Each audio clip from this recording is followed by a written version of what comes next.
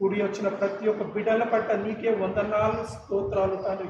అవును తండ్రి, నిత్యము మా సంఘానికి నీ సన్నిధానంలో కనబడే గొప్ప ధన్యత భాగ్యాన్ని దయచేసిన దేవా నీకే ఎల్లలేని వందనాలు స్తోత్రం. అవును తండ్రి, ఏ పాటి వారం తండ్రి, గడ్డి పువ్వు లాంటి జీవితాలు తండ్రి, నీటి బుడగ లాంటి జీవితాలు తండ్రి, నువ్వు మమ్మల్ని తండ్రి సంరక్షించి నిత్యము నీ రెక్కలతో భద్రపరిచి కాపాడుతూ తండ్రి, నీ రెక్కల కింద మాకు ఆశ్రయం కలుగ చేసిన గొప్ప మహోన్నతుడైన దేవా, ఓ మంచి దేవా నీకే వందనం వందనం స్తోత్రాలు యాగాలు చెల్లిస్తున్నాం తండ్రి. అవును తండ్రి, ఆత్మ అయిన దేవుడవు తండ్రి, నిన్ను ఆత్మతోనూ సత్యంతోనూ ఆరాధింపవలు తండ్రి. నీకే వెళ్ళలేని వందనాలు స్తోత్రాలు చెల్లిస్తున్నాం తండ్రి. మహోన్నతుడా మహనీయుడైన దేవా నీకే వందనం స్తోత్రం. అవును తండ్రి, ఉదయకాల స్థుతి వాక్యం ద్వారా తండ్రి మరి నిన్ను ఆరాధించిన తండ్రి, తిరిగి పాటల ద్వారా మహిమపరిచినమయానికి వందనాలు స్తోత్రం. తిరిగి మా ఉంచబడిన నీ యొక్క పరిశుద్ధ బలకై వందనాలు స్తోత్రాలు చెల్లిస్తున్నాం తండ్రి. తిరిగి తండ్రి మరి నువ్వు సిలువ చేత మరుగుపరిచి తండ్రి ఏర్పరచుకున్న కాపరిని బట్టి వందనాలు స్తోత్రాలు. అవును, నిత్యం నీ సన్నిధానంలో మొరపెడుతూ అనేక నిమిత్తం తండ్రి ప్రార్థిస్తున్నాం. నిత్యం నువ్వు తోడు నీడగా ఉండి నడిపిస్తున్న విధానానికై వందనాలు స్తోత్రాలు చెల్లిస్తున్నాం. అవును తండ్రి, మా సంఘానికి మా కుటుంబాలకు సమస్తానికి ఇచ్చిన క్షేమంకై నీకే వందనాలు స్తోత్రాలు. లోకమంతా చీకటిమయంగా ఉంది తండ్రి, మమ్మల్ని మాత్రం ప్రత్యేకపరిచినావు తండ్రి. ప్రత్యక్షించి వెలుగుగా తండ్రి వెలుగుమైన జీవితాలు మాకు దయచేసి నిత్యము సంరక్షిస్తూ కాపాడుతున్న దేవా నీకే వందనాలు స్తుతి స్తోత్ర యాగాలు చెల్లిస్తున్నాం తండ్రి. ఇంతవరకు నిన్ను మహిమపరిచిన ముందున సమయాన్ని సమస్తాన్ని నీకే అప్పచెప్తూ ఈ కొద్ది ఆరాధన క్రీస్తు పేరు ఆరాధిస్తున్నాము తండ్రి. ఆమేన్. దయచేసి కూర్చుందాము. సమయంలో దయచేసి కూర్చుని బల్ల వాక్యంలోనికి వెళ్దాం.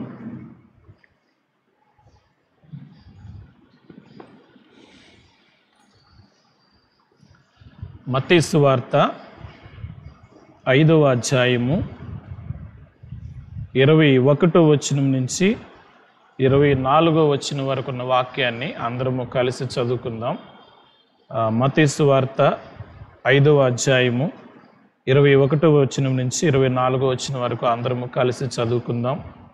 మందిరంలో ఉన్నవారు అలాగే లైవ్ చూస్తూ ఇంట్లో ఉన్నటువంటి వారు కూడా వాక్యాన్ని శ్రద్ధగా జాగ్రత్తగా విని ప్రభు బల్లలో పాలిభాగస్తులు కావాలని కోరుతూ ఉన్నాను. Matthew 5th chapter 21st verse to 24th verses. We will read all together. అందరము కలిసి చదువుకుందాం. నరహత్య చేయవద్దు, నరహత్య చేయవాడు విమర్శకు లోనగునని పూర్వీకులతో చెప్పబడిన మాట మీరు విన్నారు కదా. నేను మీతో చెప్పినదేమనగా, తన సహోదరుని మీద కోపపడు ప్రతివాడును విమర్శకు లోనగును, తన సహోదరుని చూచి వ్యర్థుడా అని చెప్పువాడు మహాసభకు లోనగును, ద్రోహి అని చెప్పువాడు నరకాగ్నికి లోనగును.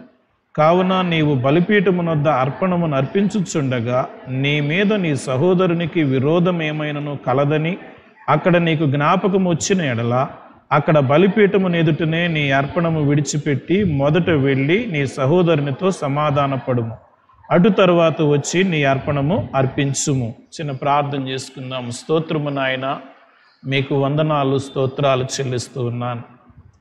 మీ నామస్మరణ చేస్తూ మీతో కలిసి భుజించాలని ఆశతో వచ్చిన బిడ్డలందరిని బట్టి నీకు స్తుతులు చెల్లిస్తూ, మరి మీరు పరిశుద్ధులు, మీతో కలిసి మేము ప్రేమ విందులో పాలిభాగస్తులు అవ్వడానికి మేము కూడా సిద్ధపాటు కలిగి నీ వాక్య ఉదక స్నానము చేత కడగబడి మరొక పర్యాయము మమ్మల్ని మేము సరిదిద్దుకొని యోగ్యముగా బలలో చేవేసే విధంగా నాతోనూ మాతో మీరే మాట్లాడి మమ్మల్ని శుద్ధీకరించి మీతో కూడా కలిసి భుజించే కృప మాకు దయచేయమని యేసు నామమున అడుగుచున్నాను తండ్రి.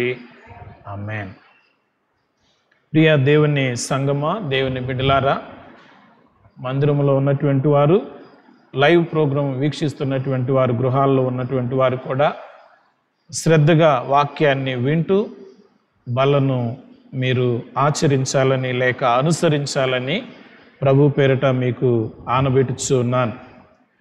మత్తయి సువార్త 5వ అధ్యాయంలో ఈ భాగము క్రైస్తవులముగా దేవుని పిల్లలముగా అనేక పర్యాయములు వ్యక్తిగతంగా చదివారు.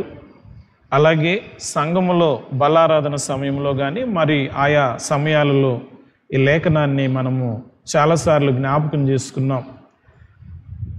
నరహత్య చేయవద్దు, నరహత్య చేయువాడు విమర్శకు లోనగునని పూర్వీకులతో చెప్పబడిన మాట మీరు విన్నారు కదా. నేను మీతో చెప్పినదేమనగా 22వ వచనం. ఎందుకు అనంటే 21వ వచనంలో నిజంగా మనం అంత నరహత్య చేసేటటువంటి స్థితిలో మనము లేము అని మనం ఖచ్చితంగా ప్రతి ఒక్కరము కూడా చెప్పగలం. అంత నరహంతకులము కాదు, దేవుని పిల్లలుగా భక్తిలో ఉన్నాం, భయము కలిగి ఉన్నాం. అయితే 22వ వచనంలో ఇది కొంత మనకి వర్తిస్తుంది. ఈ విషయంలో ఈ స్థితిలో ఉన్నావేమో అని మనం ఒకసారి పరీక్షించుకోవాలి. ఏమిటా మాట అనంటే, తన సహోదరుని మీద కోపపడు ప్రతివాడు విమర్శకు లోనగును. తన సహోదరుని మీద కోపపడు ప్రతివాడు విమర్శకు లోనగును.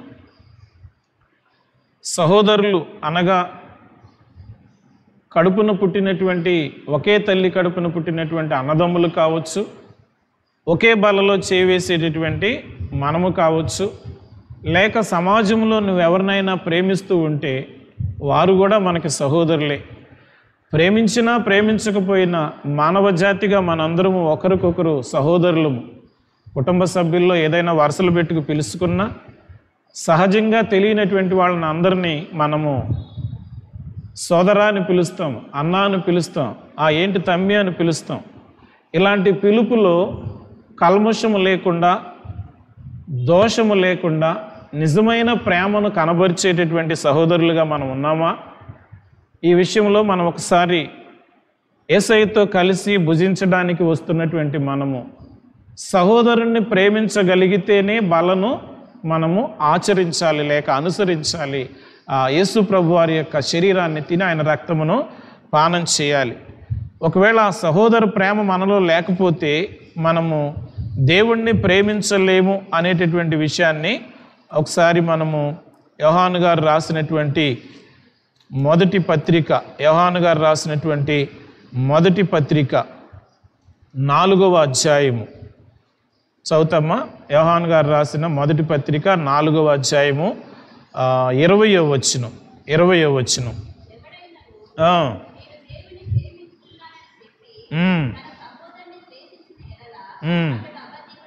సో తన దేవుణ్ణి ప్రేమిస్తున్నానని చెప్పి సహోదరుని ద్వేషించిన అతడు అబద్ధికుడగును.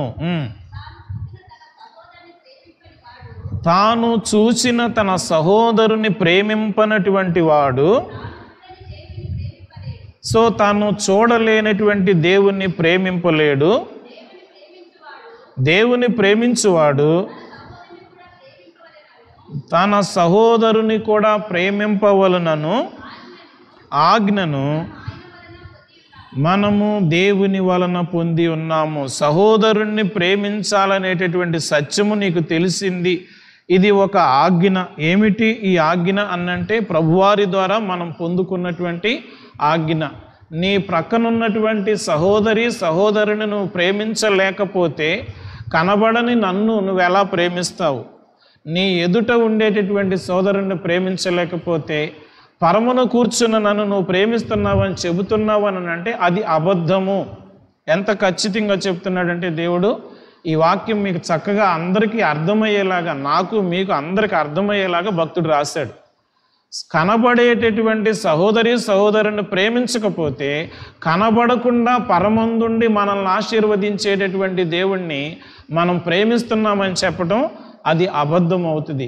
అబద్ధికులుగా ఉండి బలలో చేవేస్తే మనము నేరస్తులం అవుతాం, శిక్షకు పాత్రులం అవుతాం. కొరింథీయులకు రాసినటువంటి మొదటి పత్రిక 11వ అధ్యాయం 31వ వచనం ప్రకారముగా ఈ సమయంలో ఎవరికి వారు నిజంగా నా తోటి సహోదరిని, నా సహోదరుణ్ణి ప్రేమిస్తున్నానా?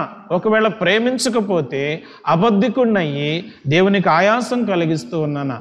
ఈ సమయంలో ఒకసారి మనము పాత నిబంధన గ్రంథములో నిర్గమాకాండము 7వ అధ్యాయము, నిర్గమాకాండము 7వ అధ్యాయంలో ఒక 2-3 వచనాలు చూపించి నేను ముందుకు వెళ్తాను. నిర్గమాకాండము 7వ అధ్యాయము 20వ వచనం నుంచి ఒక వాక్యం చదువుదాం. 20వ వచనం నుంచి.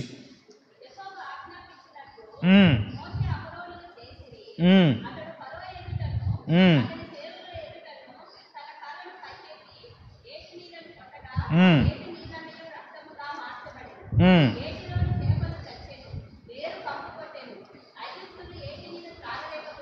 ఉమ్, ఉమ్, ఉమ్, ఉమ్. సో ఈ మాటలు మనము ఆ, పైనుంచి చదివినటువంటి విషయాన్ని ఇంకా ముందు చూపించేటటువంటి వచనాలని పైన తర్వాత మీరు చదువుకోండి. పై భాగాలు ఒక్క వచనం మాత్రమే నేను చదివిస్తున్నాను. 8వ అధ్యాయం 15వ వచనం. 8వ అధ్యాయం 15వ వచనం. ఉమ్, ఉమ్, ఉమ్. సో తిరిగి మనము మళ్ళా తిరిగి 19వ వచనాన్ని చదువుదాం. 8వ అధ్యాయం 19వ వచనం. ఉమ్, ఉమ్, ఉమ్. సో ఫరో హృదయము కఠినమాయను. 32వ వచనం. 8:32. ఉమ్, ఉమ్, ఉమ్, ఉమ్. 9వ అధ్యాయం 12వ వచనం. ఉమ్, ఉమ్. సో ఎందుకు ఈ మాటలన్నీ చదివించానంటే 7, 8, 9 అధ్యాయాలు మీరు ఇంటికి వెళ్ళిన తర్వాత చదివించుకోండి. మనము అనేక సార్లు వాక్యము వింటూ ఉన్నప్పటికీ కూడా, సహోదరుణ్ణి ప్రేమించాలని తెలిసినప్పటికీ కూడా, మనం కూడా ఇలాగే పరోలాగాని వాక్యము విన్నప్పుడేమో మెత్తబడతాము, నిజమే అని సరి చేసుకుంటాము, భక్తిలోకి వస్తాము. వాక్యము విని సంఘములో నుంచి వెళ్ళిపోయిన తర్వాత ఇప్పుడు బల్ల తీసుకున్నాము అని అంటే బల్ల తీసుకునే ముందు సరి చేయబడుతున్నాం. మళ్ళీ బల్ల తీసుకునేంత వరకు నువ్వు లోకంలో అలాగే సాక్షిగా ఉండాల్సిన నీవు లోకంలోకి వెళ్ళిన తర్వాత మళ్ళీ కఠినమైనటువంటి మనస్సు. ఇప్పుడు సమయం సరిపోదని నేను ఆ భాగం అంతా చదివించలేదు. మీరు ఇంటికి వెళ్ళిన తర్వాత తిరిగ్గా చదివితే మీకు అర్థమవుతుంది. ప్రియమైన దేవుని బిడ్డలారా, మాటి మాటికి మోషే అహరోనులు చేసినటువంటి పనిని మంచిదయ్యా అంటున్నాడు. తర్వాత అతని అవసరత తీరిన తర్వాత అతని హృదయము, మొదటి 7వ అధ్యాయం 22వ వచనంలో చివరి మాట, అతడు మోషే అహరోనుల మాట వినకపోయేను. సో ముందు వాళ్ళ మాట వింటానంటున్నాడు, తర్వాత వినకపోతున్నాడు. 15వ వచనం 8వ అధ్యాయంలో చూస్తే, ఫరో ఉపశమనము కలుగుట చూసి యెహోవా సెలవిచ్చిన మాట తన హృదయమున కఠినపరుచుకొని వారి మాట వినకపోయేను. మళ్ళీ తిరిగి 19వ వచనంలో కూడా అదే మాట, యెహోవా చెప్పినట్టు ఫరో హృదయము కఠినమాయెను. 32వ వచనంలో కూడా అదే మాట. ఏమంటున్నాడు? ఫరో అను ఆ సమయమున తన హృదయమును కఠినపరుచుకుని జనులను పోనీయడాయను. అంటే దేవుని పని జరగనివ్వటం లేదు. సహోదరులైన మోషే అహరోనుల మాట వినడం లేదు. నేను రాజును కదా, నేను చెప్పిందే వేదం. సో కొన్నిసార్లు మనం కూడా మన యొక్క అధికారాలను బట్టి, మనకున్నటువంటి ఆస్తి ఐశ్వర్యాలను బట్టి, మనకున్నటువంటి అందచందాలను బట్టి ఎదుటి వారిని ప్రేమించలేక, ఏదన్నా అవసరం ఉంటే ఆయన మీదకి కప్పలు వచ్చినప్పుడు, లేక నీళ్లు రక్తమైనప్పుడు, మోషే చేసిన ప్రార్థనల వలన తెగులు వచ్చినప్పుడేమో వాళ్ళ కాళ్ళు పట్టుకొని, వాళ్ళ చేతులు పట్టుకొని వాళ్ళ బ్రతిమలాడతాడు. అది అవసరం తీరిపోయిన తర్వాత మళ్ళీ తిరిగి మాట వినడు, వాళ్ళని ఇశ్రాయేలీల్ని పోనివ్వడు. ఇలా కఠినమైనటువంటి మనస్సు. సహోదరుని ప్రేమించలేకపోవడం అంటే ఏంటి అనంటే, నేను ఈరోజు ఆ విధంగా ఒకవేళ దేవుని పరిచర్య జరగకుండా ఆటంకపరుస్తున్నామేమో, అడ్డుపడుతున్నామేమో, సహోదరుడి మీద కోపముతో, సహోదరి మీద కోపముతో దేవుని పరిచర్య ఆపేస్తున్నామేమో, ఇశ్రాయేలీయుల మీద కోపముతో, మోషే అహరోనుల మీద కోపముతో ఈ యొక్క ఫరో తన హృదయాన్ని కఠినపరుచుకుంటున్నాడు, ఇశ్రాయేలీయులను పోనబట్టలేదు. 12వ వచనంలో మనం చూసినప్పుడు ఏమంటున్నాడంటే, యెహోవా మోషేతో చెప్పినట్లు యెహోవా ఫరో హృదయమును కఠినపరిచిన, అతడు వారి మాట వినకపోయేను. దైవ సేవకుల మాట విననటువంటి స్థితిలో, తల్లిదండ్రుల మాట విననటువంటి స్థితిలో, గురువుల మాట విననటువంటి స్థితిలో సహోదరుణ్ణి ప్రేమించలేము, పెద్దవాళ్ళని మాట వినే పని లేదు, దేవుని పని చేసేటటువంటి స్థితిలో మనం లేము. ఇంత కఠినమైన హృదయం నీలో పెట్టుకుని నువ్వు బలను ఎలాగా తాకగలుగుతావో ఒక్కసారి ఆలోచించుకో. ప్రియమైన దేవుని బిడ్డలారా, కఠిన హృదయముతో దేవుని దగ్గరికి రాలేవు. దేవుని హృదయము మెత్తని హృదయం, మాంసపు హృదయము, పరిశుద్ధ హృదయము. నీవు నేను పరిశుద్ధ హృదయంతో, మెత్తని హృదయాలతో, మానవ హృదయంతో, మాంసపు హృదయముతో, మీ హృదయము ఘోరమైన వ్యాధితో నిండి ఉందని ఇర్మియా 9:17 అంటాడు. అలాంటి ఘోరమైనటువంటి ఆలోచనలు లోపల పెట్టుకొని పైకి మనము భక్తి కలిగిన వారి వల్లే యేసు ప్రభు వారితో కలిసి మేము భోజనం చేస్తున్నాం, మేము కూడా పరిశుద్ధులమే అని ముందుకొచ్చి బల్ల తీసుకుంటే గనక నిజంగా పరిశుద్ధంగా ఉంటే నీకు చక్కని ఆశీర్వాదం వస్తుంది. ఒకవేళ నీవు అంతరంగములో కఠిన పాషాణ హృదయం పెట్టుకొని దైవికమైనటువంటి మనసు లేకుండా వ్యక్తిగతంగా మోషే అహరోనుల మీద కఠినత్వాన్ని చూపిన ఫరో లాంటి మనసు నీకుంటే నీవు శిక్షకు గురవుతావు సుమా, జాగ్రత్త.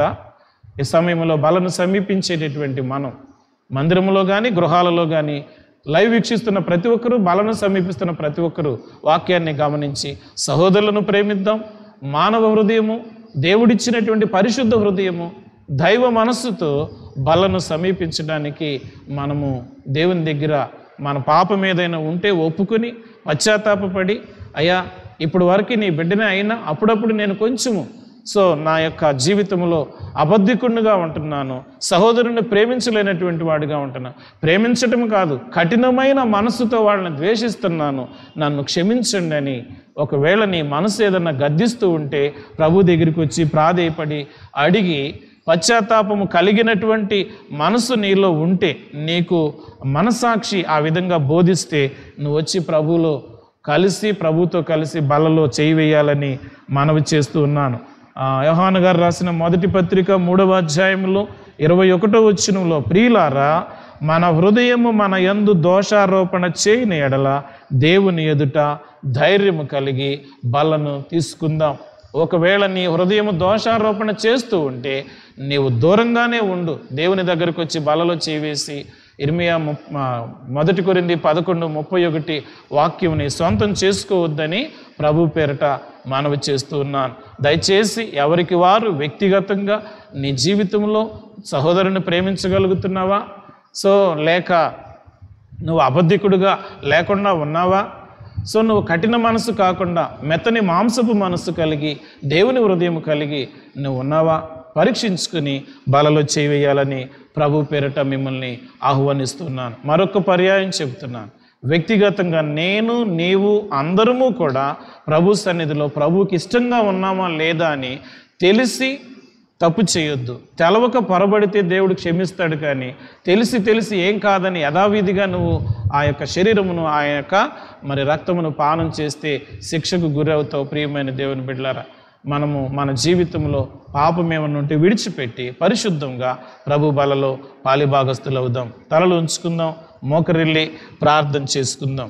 తలలు ఉంచుకుని మోకరిల్లి ప్రార్థన చేసుకుందాం. స్తోత్రము నాయన, మీకు వందనాలు స్తోత్రాలు చెల్లిస్తున్నాం. ఫరో కఠిన హృదయము కలిగిన వాడని, అవసరం ఉన్నప్పుడు భక్తులను ప్రాధేయపడి అవసరత తీరినాక వారిని ప్రభువా నిర్లక్ష్యము చేస్తూ, వారిని ప్రేమించకుండా, కఠిన హృదయము కలిగి వారిని పోనీయకుండా నీ నామ ఘనతను ప్రభువా దొంగిలించి నీ పరిచర్యను ఆటంకము కలిగించాడు. అలాంటి పరిస్థితి మాలో ఎవరిలో ఉన్నా మేము సహోదర ప్రేమ కలిగి లేకుండా అబద్ధికులముగా మీ సన్నిధిని ప్రభువా పరిచర్యను ఆటంకం పరిచేవారిగా మేమెవరము ఉండకూడదని మీరు మాతో మాట్లాడారు. ఆ విధంగా మమ్మల్ని శుద్ధీకరించి మీ వాక్యము చేత పవిత్రపరిచి మీ హృదయములో మిమ్మల్ని మీరే పరీక్షించుకొని మీ హృదయము దోషారోపణ లేదని మీ మనసాక్షి చెబితే మీరు బలలో చేయవేమని సూటిగా తేటగా నాతో మాట్లాడారు. మాతో మాట్లాడినందుకు నీకు వందనాలు.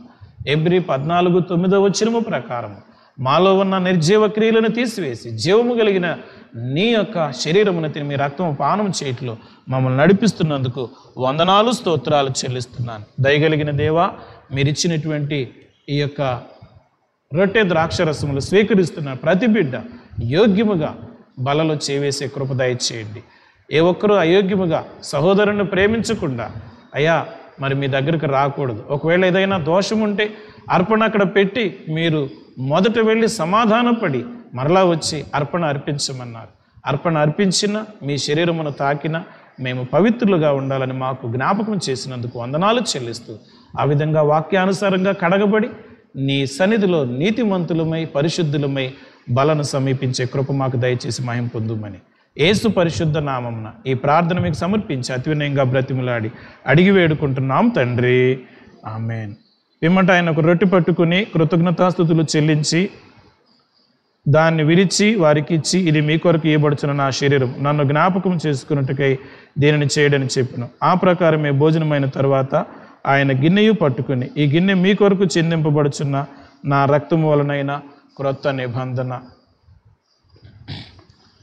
బల్ల మీ దగ్గరికి వచ్చినప్పుడు మీరు తీసుకుని మీ బాక్స్ మీ దగ్గరే ఉంచుకుని వెళ్ళేటప్పుడు మరి ఆ బాక్స్ బయట వేయాలని, నిదానంగా సీల్ తీసి మొదట వేపరు ఆ తర్వాత ద్రాక్ష రసము మీరు సేవించాలని కోరుతున్నాను. అర్పింతు స్తుతుల్ నీ సిలువలోన చూపిన నీ ప్రేమకై, ఆరణముంది సమాధి నుండి మరల లేచితివి,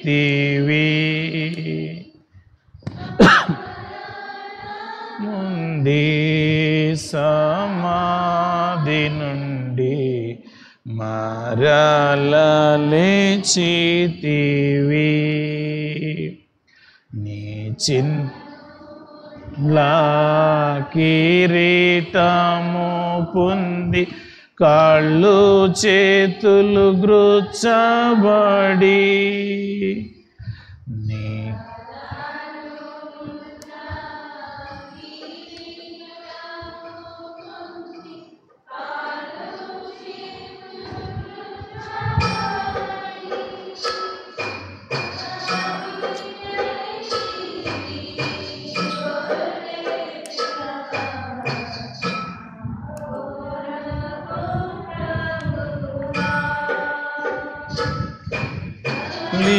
అయితివి,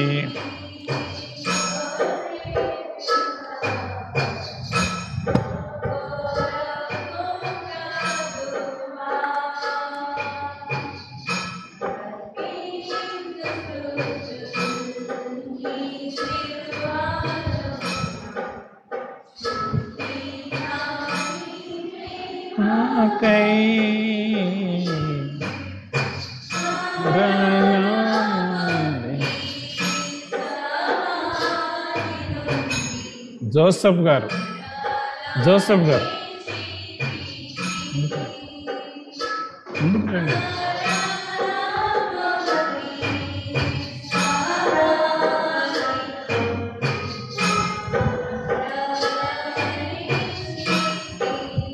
ప్రార్థించుకుందాం.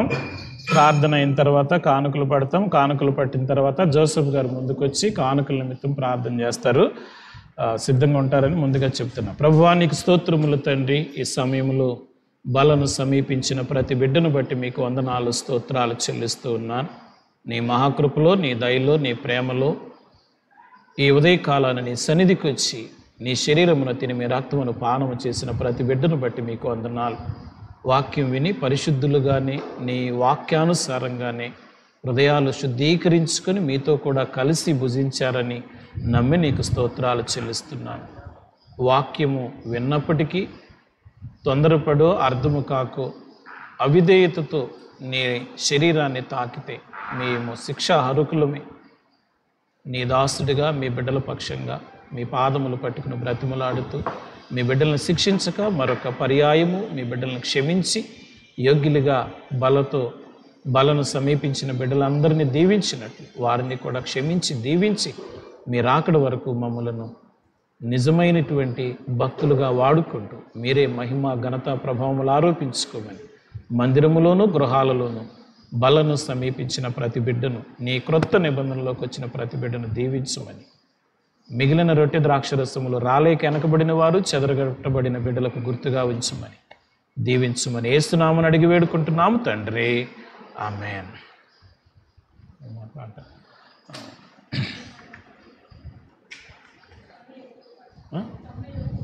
సాంగ్ నెంబర్ 91 పాడుకుంటూ కానుకలు సమర్పించుకుందాం. Song number 91.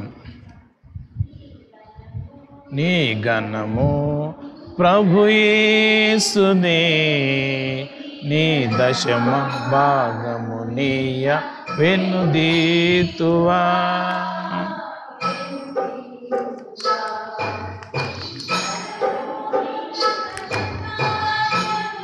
నీయగా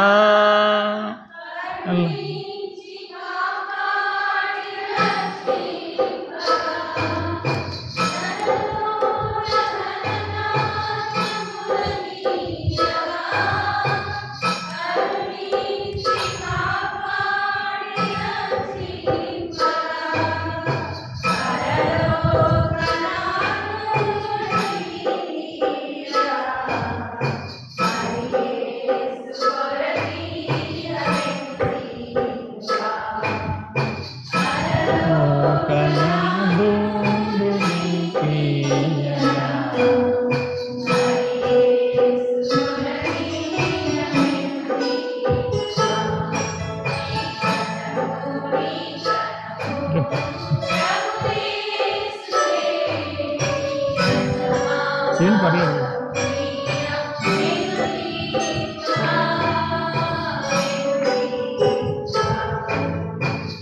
సహోదరులు జోసెఫ్ గారు కానుకల నిమిత్తము ప్రార్థన చేస్తారు.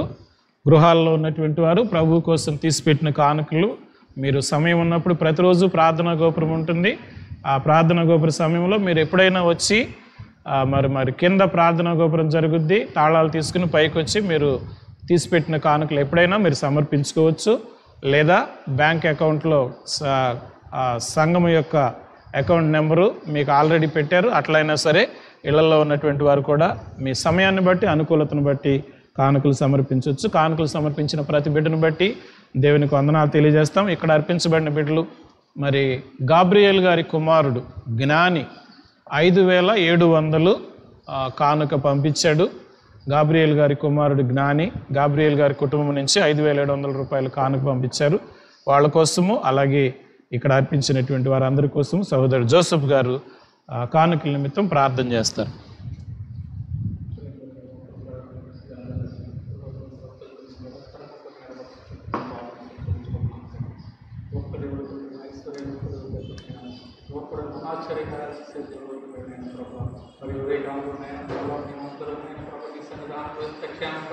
కూడి నేను స్థుతించుకోవడానికి ఆరాధించుకోవడానికి ఇచ్చిన సమయాన్ని బట్టి దేవానికి ఎంతగానో తెలుసుకున్నాం తండ్రి. ఆశ్చర్యకర గొప్ప దేవానైనా ప్రభావ మరి గత కొన్ని రోజులు కూడుకోలేకపోయాను. అయినప్పటికీ నేను నీ యొక్క మహాకృతమైన ప్రభావ మరి ఎంతమంది సంబంధించి కూడుకోవడానికి ఇచ్చిన మహాకృత దేవానికి తెలుసుకున్నాం తండ్రి.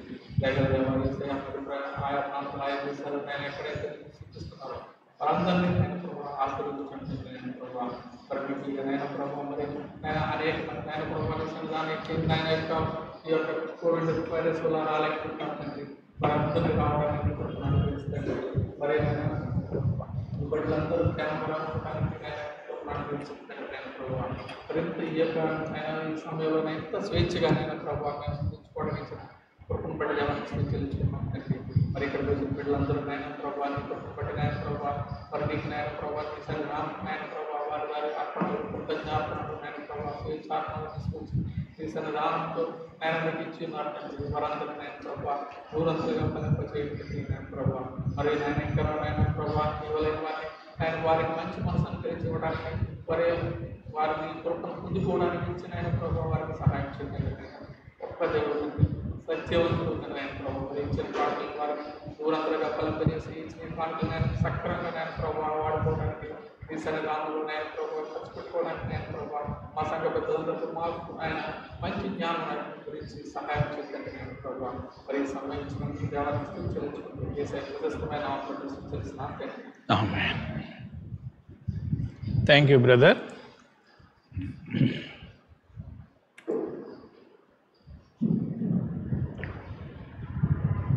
ఈ సమయంలో మరి అన్న నేను వచ్చి కీబోర్డ్ ప్లే చేస్తాను మీరు పర్మిషన్ ఇస్తే అని అడిగి మరీ వచ్చి మనకు సహకరిస్తున్నటువంటి తమ్ముడు మధుకి అలాగే కుమారుని పంపిస్తున్న విజయశిష్ట గారు జెరుబాబేల్ గారు మేనలుడు మధు తనను బట్టి దేవునికి స్తుతి చెల్లిస్తున్నాను. తనకి దేవుడు ఆశీర్వాదాలు అందించాలని కోరుతూ ఉన్నాను. అలాగే ప్రతి వారము లైవ్ ప్రోగ్రాం మీరు రాకపోయినా లైవ్ ప్రోగ్రాం చేయడానికి సహకరిస్తున్నటువంటి సహోదరులు అందరూ మీకు తెలుసు. అందరిని బట్టి కూడా మీకు వారిని దేవుడు దీవించాలని, వారి కోసం మీరు ప్రార్థన చేయాలని ప్రతి సమయము ముందుకొచ్చి సహకరిస్తున్నటువంటి వీళ్ళు మనీష్ గారిని బట్టి, జాన్ను బట్టి, మణికుమార్ని బట్టి, తరుణ్ని బట్టి, అలాగే ఇంకా సహకరించేటటువంటి బిడ్డలందరిని బట్టి కూడా ఈరోజు ఆరాధనలో మరి అన్ని విషయాల్లో సహకరించిన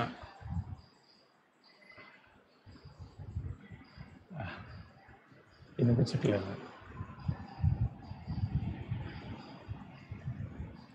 సో అందరికీ వందనాలు తెలియజేస్తున్నాను. మరి ప్రత్యేకముగా టి సామ్యూయల్ గారి చిన్న కుమారుడు సాల్మన్ సుభాషిణి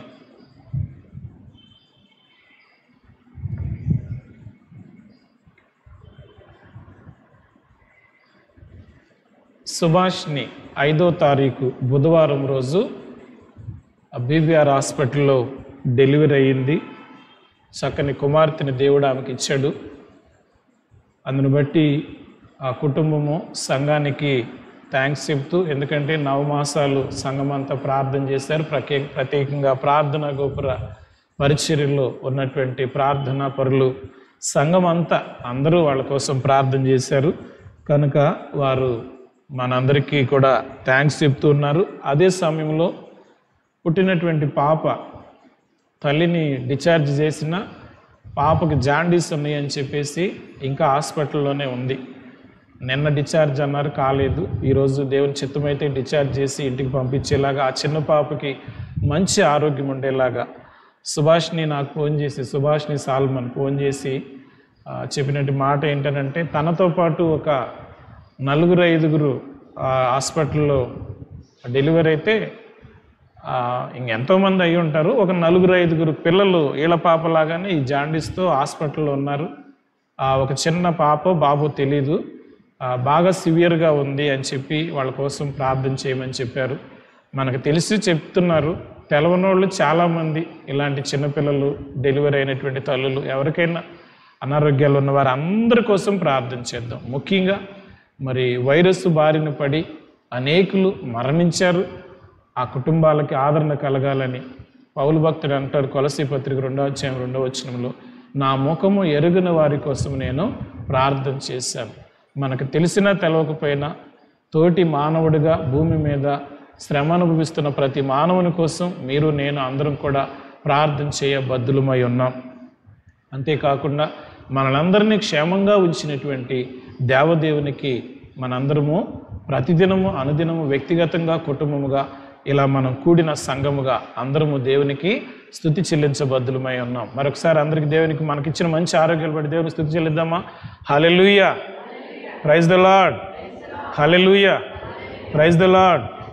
సో దేవుని కృపలో మరలా తిరిగి మనము మన యొక్క సంఘ పరిచర్య యథావిధిగా సండే స్కూల్ పరిచర్య అయితేనేమి, స్త్రీల పరిచర్య అయితేనేమి, అవన్నీ జరిగే దినాలు దేవుడు మనకి ఇవ్వాలని. గవర్నమెంట్ లాక్డౌన్ అనేది తీసివేసినప్పటికీ కూడా మనకి మరి వైరస్ బారిన పడినటువంటి వాళ్ళు తెలియకుండా ఒకవేళ మన సంఘస్థుల్లో ఎవరికైనా కష్టం ఉందేమో వారిని జ్ఞాపకం చేసుకుందాం. తెలిసి కొంతమంది బాధపడుతున్నారు, వాళ్ళు కూడా జ్ఞాపకం చేసుకుందాం. ఏది ఏమైనా అందరి కోసము పాజిటివ్ వచ్చి హాస్పిటల్లో ఉన్నటువంటి వారు, హోమ్ క్వారంటైన్ చేయబడినటువంటి వాళ్ళ కోసం వ్యక్తిగతంగా నీవు నీ కుటుంబము మరవకుండా మరీ ప్రార్థన చేయాలని ప్రభు పేరిట మీకు మనవి చేస్తున్నాను. మరి మరలా ఇలాగే మెసేజ్ ద్వారా మీకు వచ్చే వారమా లేక పై వచ్చే వారమా, ఎందుకంటే కేసులు ఎక్కువగా ఉన్న కారణం చేత పెట్టొద్దనే అనుకున్నాము. కానీ కొంతమంది ఆశపడుతున్నారు మందిరంలోకి వచ్చి బల తీసుకోవాలని. అందును బట్టి ఈ విధంగా ఈరోజు ఏర్పాటు చేయడం జరిగింది. ప్రభు చిత్తాన్ని బట్టి మరలా వచ్చే వారం ఉండకపోవచ్చు. వీలైతే పై వచ్చే నెలలో మనము ఈ విధంగా మరొక పర్యాయం కూడుకోవడానికి ప్రార్థన చేయండి. దేవుడు అన్నీ అనుమతించి మంచి వార్త మనకు దేవుడిస్తే, వ్యాక్సిన్ కనిపెట్టారని లేక ప్రభువే కలుగ చేసుకుని ఈ యొక్క వైరస్ను నిర్మూలిస్తే దేవుని కృపలో వచ్చే వారమే మనం అందరము సంతోషంగా కూడుకోవాలి. ఆ విధంగా మీరు ప్రార్థించాలని కోరుతూ ఉన్నాను. ఇవి మరి ప్రకటనలుగా గుర్తుంచుకోండి. ప్రతిరోజు ప్రార్థన గోపురం ఉంటుంది. ఎక్కువ మంది రాకపోయినా యూట్యూబ్ ద్వారా వాక్యం అందించాలనేటటువంటి తలంపుతో కొద్దిమందిగానే కూడి ఇక్కడ వాక్యం చెబుతూ ఉన్నాను. అది మీకు మళ్ళా తర్వాత యూట్యూబ్లో మీకు ఆ ప్రోగ్రాము అప్లోడ్ చేయడం జరుగుతుంది. కాబట్టి వీటన్నిటిని ఉదయకాలాన జూమ్ యాప్లో English service reverend Edwin Vijay Kumar గారు మరి కొంతమందికి వాక్యాన్ని అందించారు. అక్కడ ఇక్కడ దేవుని దాసులుగా మన బ్రాంచ్ సంఘాలు క్రీస్తుదాస్ గారు అలాగే రాజన్ పాస్టర్ గారు అక్కడ పరిచర్యలు జరిగిస్తారు. మన సంఘ పరిచర్య అంతా కూడా ప్రభు చిత్తానుసారంగా నాకు తెలిసి ఇప్పుడు వరకు మన సంఘం అంతటిని బ్రాంచ్ సంఘాలను దేవుడు క్షేమంగా ఉంచారు. ఒకరో ఇద్దరో ఈ బారిన పడ్డారు, వారిని కూడా దేవుడు స్వస్థపరిచి మరి త్వరగా తిరిగి సంఘంలో సాక్షులుగా నిలబెట్టాలని ప్రార్థించాలని కోరుతున్నాను. వాక్య భాగంలోనికి వెళ్దాం. ఈ సమయంలో మనము కీర్తనల గ్రంథము 33వ కీర్తన 9వ వచనాన్ని చదువుకుందాం. 33వ కీర్తన 9వ వచనాన్ని చదువుకుందాం.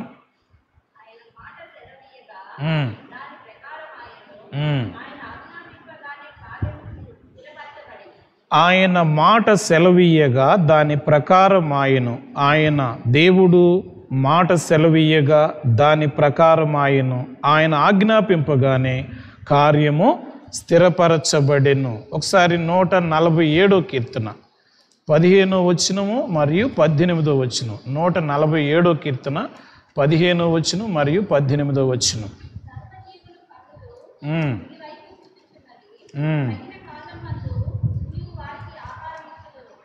మా 147వ కీర్తన 15వ వచనం. 147:15. భూమికి ఆజ్ఞ ఇచ్చువాడు ఆయనే, ఆయన వాక్యము బహు వేగముగా పరిగెత్తును. తిరిగి 18వ వచనం చదవమ్మా. ఆయన ఆజ్ఞ ఇయ్యగా అవన్నీ కరిగిపోవును, ఆయన తన గాలి విసరజేయగా నీళ్లు ప్రవహించును. ఆయన తన గాలి విసరజేయగా నీళ్లు ప్రవహించును. 148వ కీర్తన 5-6 వచనాలు. 148వ కీర్తన 5-6 వచనాలు.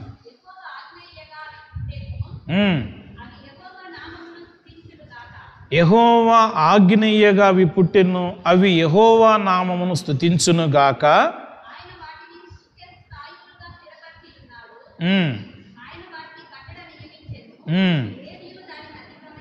ఆయన వాటికి నీకు నాకు మనందరికీ ఆయన కట్టడ నియమించును, ఏదియు లేక ఎవ్వరును దానిని అతిక్రమించటానికి వీలు లేదు. చిన్న ప్రార్థన చేసుకుందాం. స్తోత్రము నాయన, మీకు వందనాలు చెల్లిస్తున్నాను. నీ మహాకృపలో ఈ ఉదయకాలం ఇంత మట్టుకు ఆరాధన అంతట్లో తోడుండి నడిపించిన దేవుడు, వాక్య భాగంలోనికి వస్తున్న నీ దాసుని నోటి నీ మాటలుంచి సిలువ సాటును మరుగుపరిచి నీ పిల్లలకు నాకు మాకు అందరికీ కావలసిన ఆహారమును వివరించి వడ్డించి మమ్మల్ని ఆత్మీయ స్థితిలో బలపరిచి భయము నుంచి విడిపించి మీ మాట చేత మమ్మల్ని ధైర్యపరిచి దీవించి పంపించమని యేసునామమున అడుగుచున్నాను తండ్రి, ఆమేన్. ప్రియమైన దేవుని బిడ్డలారా, వాక్యాలు ఎక్కువగా చూపించి రిఫరెన్స్లన్నీ చదివించడానికి మనము ఈ సమయం సరిపోదు కనుక నేను కొన్ని వాక్యాలు చెప్పినప్పుడు అవసరమైతే చదువుదాం, లేకపోతే గబగబా మనము ముందుకు వెళదాం. కొంత జాగ్రత్తగా ఇంట్లో ఉన్నటువంటి వాళ్ళు, సంఘంలో ఉన్న వాళ్ళు ఎలాగో శ్రద్ధగానే ఉంటారు. ఇంట్లో ఉన్నటువంటి వాళ్ళు కొంచెము అలసత్వంగా ఉండే అవకాశం ఉంటుంది. పర్వాలేదులే అని కాస్త అటు ఇటు తిరగడము, అటు ఇటు ఏదో చూడడము అంటూ ఉంటుంది. నాకు మీరు కనిపించట్లా, నేను మీకు కనిపించట్లా. సో ఒకవేళ నేను మీకు లైవ్లో మీకు కనిపించినా మీరు నాకు కనిపించరు కాబట్టి, సో కనిపించినంత మాత్రాన ఏదో మీరు భయపడిపోవాలని నేను చెప్పట్లేదు. దేవుని వాక్యానికి విధేయత చూపించి కొద్ది సమయం శ్రద్ధగా వాక్యం విని వాక్యం ద్వారా మనము ఆత్మీయ స్థితిలో బలపడాలని మాత్రము జ్ఞాపకం చేస్తున్నాను. 9వ వచనం 33వ కీర్తన 9వ వచనము, ఆయన మాట సెలవీయగా దాని ప్రకారము ఆయను. దేవుని వాక్యమును సెలవీయగా ఆ వాక్యము ప్రకారము ఈ ప్రపంచము నడుస్తూ ఉంది. లేక ఈ ప్రపంచము ఈరోజు మనందరము కూడా ఈ విధంగా ఉన్నామనంటే ఆయన వాక్యమే. ఒక మాట మనము ఆదికాండము 1వ అధ్యాయము 3వ వచనాన్ని చదువుకుందాం. ఆదికాండము 1వ అధ్యాయము 3వ వచనాన్ని ఒకసారి చదువుకుందాం. సో దేవుడు వెలుగు కమ్మని పలుకగా వెలుగు కలిగెను, వెలుగు మంచిదైనట్టు దేవుడు చూచెను. ఇక చాలు. ఆ అధ్యాయంలో ఒక దినము చేశాడు, 2వ దినం, 3వ దినం, 4వ దినం, 5వ దినం, 6వ దినం, ఇవన్నీ జ్యోతులను చేసి అన్ని కలుగునుగాక కలుగునుగాక కలుగునుగాక అని ఆయన మాట సెలవిచ్చాడు. ఇప్పుడు ఈ మాటలన్నీ చదివాము, కానీ ఇవన్నీ చదివితే మనకి త్వరగా, అంటే ఇప్పుడు చదివిచ్చిన మాటలు బైబిల్ ఎంత చదువుతున్నా అందరికీ ఇది కొంచెం మదిలో ఉండదు. అందరికీ గుర్తుండేటటువంటి ఒక మాట మత్తయి సువార్త 8వ అధ్యాయం 8వ వచనం. ఈ మాట అందరికీ గుర్తుంటుందని నేను విశ్వసిస్తున్నా. మత్తయి సువార్త 8వ అధ్యాయము 8వ వచనం. ఆ శతాధిపతి ప్రభువా నీవు నా ఇంటికి వచ్చుటకు నేను పాత్రుడును కాను, నీవు మాట మాత్రము సెలవిమ్ము, నీవు మాట మాత్రము సెలవిమ్ము. చెబుదామా ఈ మాట అందరము? ప్రభువా నీవు మాట మాత్రము సెలవిమ్ము, నా ఇల్లు బాగుపడును. ప్రభువా నీవు మాట మాత్రము సెలవివ్వు, నా సహోదరుడు స్వస్థపరచబడతాడు. నువ్వు మాట సెలవిస్తే చాలు ప్రభువా. ఇది గుర్తుపెట్టుకుందాం మనం. నీవు మాట మాత్రము సెలవివ్వు, నా దాసుడు స్వస్థపరచబడు. మీరు మాట మాత్రము సెలవివ్వండి, మా యొక్క సహోదరుడు బాగుపడతాడు. మీరు మాట మాత్రము సెలవివ్వండి, నేను ఆత్మీయ స్థితిలో బలపడతాను. మీరు మాట మాత్రము సెలవివ్వండి, నేను బాగా చదవగలుగుతాను. మీరు మాట మాత్రము సెలవివ్వండి, నేను జ్ఞానవంతుడిని అవుతాను. మీరు మాట సెలవివ్వండి, నేను పాపిని పరిశుద్ధుడిని అవుతాను. మీరు మాట సెలవిస్తే మీ మాటను బట్టి నా బ్రతుకు మారుతుంది. మీరు మాట సెలవిస్తే చాలు. ఇక అక్కడ మీరు ఏదైనా పెట్టుకోండి. శతాధిపతి చెప్పినటువంటి మాట ఏంటి అని అంటే, శతాధిపతి చెప్పిన మాట, మీ ఇంటికి వచ్చే అర్హత నాకు లేదు, అయినా వచ్చాను. మిమ్మల్ని నా ఇంటికి తీసుకెళ్ళే అర్హత నాకు లేదు, అయినా కానీ మీరు ఒక్క వాక్కు చెప్పారనంటే, మీ మాట ప్రకారముగా ఎన్నో దినాలుగా అస్వస్థతలో ఉన్నటువంటి నా యొక్క దాసుడు, ఈరోజు మనం అనుకుందాం, నా భార్య, నా పిల్లలు, నా భర్త, నా తోటి సహోదరి సహోదరుడు, నా అన్న, నా తమ్ముడు, నా అక్క, నా చెల్లు, ఎవరో మీకు ఎవరు ఇంట్లో బాగోకపోయినా మీరు మాట సెలవివ్వండి ప్రభువా, నా ఇంట్లో వాళ్ళు బాగుపడతారు అనేటటువంటి విశ్వాసం. అదే 8వ అధ్యాయంలో 17వ వచనం ఒకసారి చదువుదామా. 17వ వచనం, మత్తయి 8:17. సో మనము స్వస్థతలు మాత్రమే కాదండి, ఆయన మాట వలన దయ్యములను వెళ్ళగొట్టి రోగుల నెలను స్వస్థపరిచెను. స్వస్థపరచమని అడిగినటువంటి మాట 8వ వచనంలో ఉంది. సో ప్రభువారు అక్కడ ఏం చేశారంటే దయ్యాలను వెళ్ళగొట్టి స్వస్థత కలగచేస్తారు. అంటే నీకు అనారోగ్యమే కాకుండా దురాత్మ దుష్టశక్తులు నిన్ను ఆవరించినా సరే ఆయన మాట ఆజ్ఞ ఇస్తే నీకున్నటువంటి దురాత్మ దుష్టశక్తులు అన్నీ కూడా యేసు నామములో లయమైపోతాయి. యేసు నామములో నాకున్న ప్రతి బలహీనత లయమైపోవునుగాక. చెప్దాం ఒకసారి. యేసు నామములో నాకున్న ప్రతి బలహీనత లయమైపోవునుగాక. దేవుడు నాకు తన వాక్కునిచ్చి నన్ను నడిపించునుగాక. ఆయన మాటలో అంత శక్తి ఉంది. నేను త్వరగా కొన్ని మాటలు మీకు జ్ఞాపకం చేస్తాను. మార్కు సువార్త 5వ అధ్యాయంలో సో మనము దయ్యాల మధ్యలో సమాధుల మధ్యలో పడుకునేటటువంటి యవనస్తుడిని చూస్తాం. ఆ యవనస్తుడు 5వ అధ్యాయం 1 నుంచి 20 వచనాల వరకు ఉంది. ఇప్పుడు మనం చదవలేం, కానీ యేసు ప్రభువారు వెళ్ళగానే సర్వోన్నతుడైనటువంటి దేవుని కుమారుడా నాతో నీకేమి పని, ఎందుకు వచ్చావయ్యా నా దగ్గరికి? నువ్వు దేవుడివి, దేవదూతల దగ్గర ఉండాలి, పరలోకంలో ఉండాలి, నీకు ఇష్టమైన భక్తులు భూమి మీద ఎవరైనా ఉంటే వాళ్ళ దగ్గరికి వెళ్ళాలి, అంతేగాని దుష్టుడు దుర్మార్గుడైనటువంటి నా దగ్గరికి ఎందుకు వచ్చావు అని దయ్యమే యేసు ప్రభు వారిని అడుగుతుంది. గరాసేనుల దేశము ఒక దేశము దాటి వెళ్ళాడు యేసు ప్రభు వారు. ఆ యవనస్తుడి కోసం ఒక దేశం దాటి వెళ్ళాడు. ఈరోజు నీ కోసం నా కోసం దేశం కాదు, పరము నుండే భూమికి దిగి వచ్చాడు. ఈరోజు మనల్ని దర్శించటానికి, ధైర్యపరచడానికి, మనల్ని ఆయన సన్నిధిలో భద్రపరచటానికి పరము నుండి భూమికి దిగి వచ్చాడు. ఈ మాట మనము నిర్గమాకాండము 3వ అధ్యాయం 7వ వచనంలో ఇశ్రాయేలులు పడుతున్నటువంటి శ్రమల్లో వాళ్ళు దుఃఖపడి మొరపెట్టినప్పుడు పరలోకము నుండి భూలోకానికి యెహోవా దేవుడు దిగి వచ్చాడని అక్కడ వాక్యం ఉంది. ప్రియమైన దేవుని బిడ్డలారా, ఈరోజు నిజంగా నువ్వు ఏ కష్టంలో ఉన్నావో, ఏ విధమైన బాధలో ఉన్నావో, ఎలా ఉన్నప్పటికీ నీ దగ్గరికి వచ్చే దేవుడు, మన దగ్గరికి వచ్చే దేవుడు, నీ ఇంటికి వచ్చే దేవుడు, నువ్వు ఎక్కడికి వెళ్తే అక్కడ నీతో కూడా వచ్చేటటువంటి దేవుడు. అయితే యేసయ్యతో శతాధిపతిలాగా నువ్వు మాట్లాడగలుగుతున్నావా? దయ్యం పట్టినటువంటి ఆ యొక్క యవనస్తుడి దగ్గరికి యేసుప్రభు వారు వెళితే దయ్యం అంటుంది, నాతో నీకేం పని అయ్యా అని అంటే, నీతో కాదు నాకు పని, నీవు ఆవరించినటువంటి ఆ కుమారుడు నా కుమారుడు గనక నీవు ఇక్కడి నుంచి త్వరగా వెళ్ళాలి అని దేవుడు ఆజ్ఞాపిస్తున్నాడు. ఆయన మాట సెలవివ్వగానే సాతాను బ్రతిమలాడుకుని చేసిన పని ఏంటి అని అంటే, మీ అందరికీ తెలిసినటువంటి వాక్యాలే ప్రియమైన దేవుని బిడ్డలారా. కొంచెం శ్రద్ధగా జాగ్రత్తగా మనము ఆలకించి ఈరోజు ఇప్పుడున్న దుర్భర పరిస్థితుల్లో, ఇప్పుడున్న భయంకరమైనటువంటి ఈ దినాలలో నీవు నేను భయపడక్కర్లేదు, ప్రభు మనతో ఉన్నాడు. అయితే ప్రభుతో మాట్లాడేటటువంటి అనుభవం నీకు ఉందా లేదా అనేది మాత్రమే ప్రశ్న. అదేంటి బ్రదర్, నేను రోజు ప్రార్థన చేస్తాను పాస్టర్ గారు అని మీరు అనొచ్చు. నిజంగా పాస్టర్ గారు, నీవు నేను అందరము కలిసి దేవునితో మాట్లాడేటటువంటి అనుభవం, అందరితో పలకరిస్తాం, హాయ్ అనే పరిస్థితి వేరే ఉంటుంది, చక్కగా కాసేపు మనసు విప్పి మాట్లాడుకునే పరిస్థితి వేరే ఉంటుంది. ఇంకా కలిసిమెలిసి నీ ప్రాణము నా ప్రాణం ఒకటన్నట్టుగా యోనాతాను మరి దావీదు గారు చూపుకున్న ప్రేమలాగా ఉంటుంది. నువ్వు ఏ స్థాయిలో ఉన్నావో ఒకసారి ఆలోచించాలి. యేసయ్యతో నువ్వు ఎలా మాట్లాడగలుగుతున్నావు? మనం కొన్నిసార్లు అప్పుడప్పుడు చెబుతూ ఉంటాం కదా, వాకింగ్ కొంతమంది క్యాలెండర్లో ఏలు పెట్టి చదివేవాళ్ళు ఉంటారు. వెళ్తా కొంచెం ఏదో చేయాలి కాబట్టి చిన్న ప్రార్థన చేసుకుని వెళ్ళేవాళ్ళు ఉంటారు. కొంతమంది ప్రభుతో మాట్లాడడానికే ప్రత్యేకించుకుని సమయాన్ని కేటాయించేవారు ఉంటారు. నువ్వు ఎక్కడున్నావు? నాకు ఆత్రం నీకు స్తోత్రం అనేటటువంటి పరిస్థితిలో ఉన్నావా? ఏది ఏమైనా సరే నా ప్రభుతో నేను గడపకపోతే ఎలాగో అని గంటల తరబడి ప్రభుతో వ్యక్తిగతంగా నువ్వు మాట్లాడేటటువంటి పరిస్థితిలో ఉన్నావా?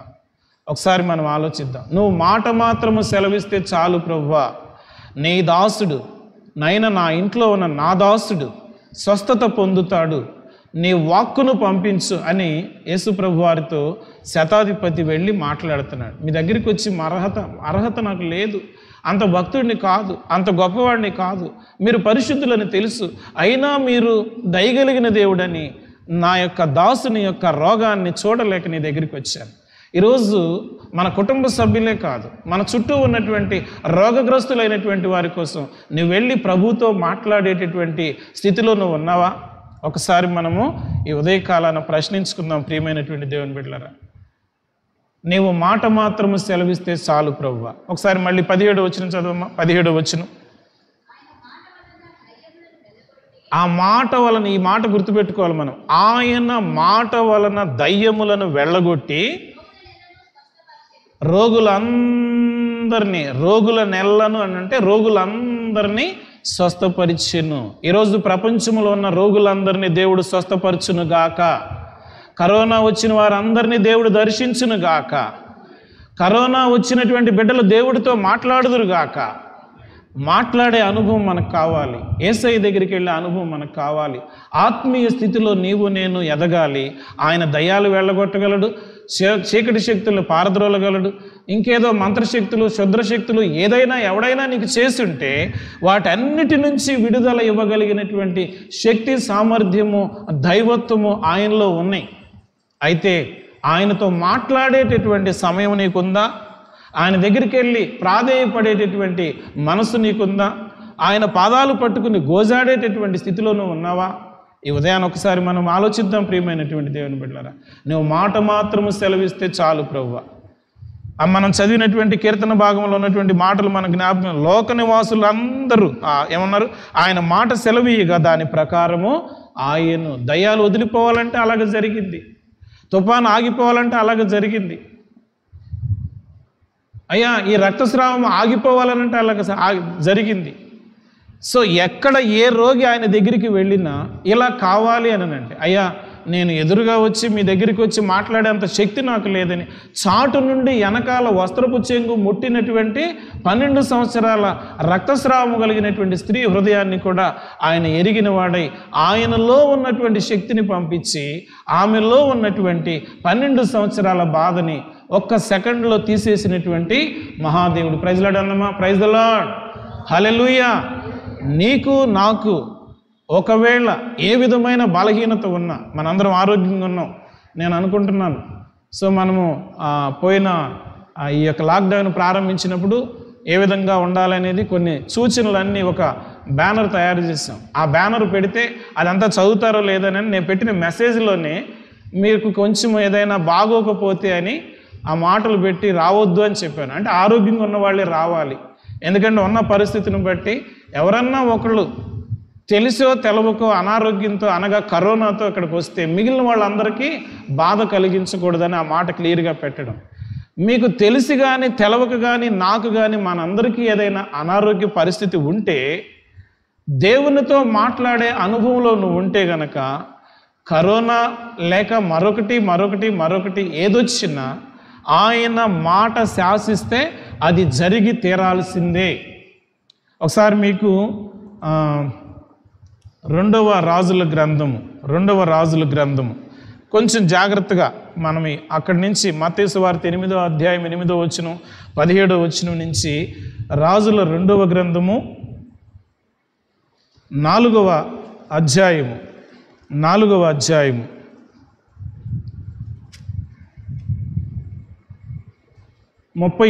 వచనం నుంచి 41వ వచనం వరకు ఉన్న వాక్య భాగాన్ని ఒకసారి చదువుదామా.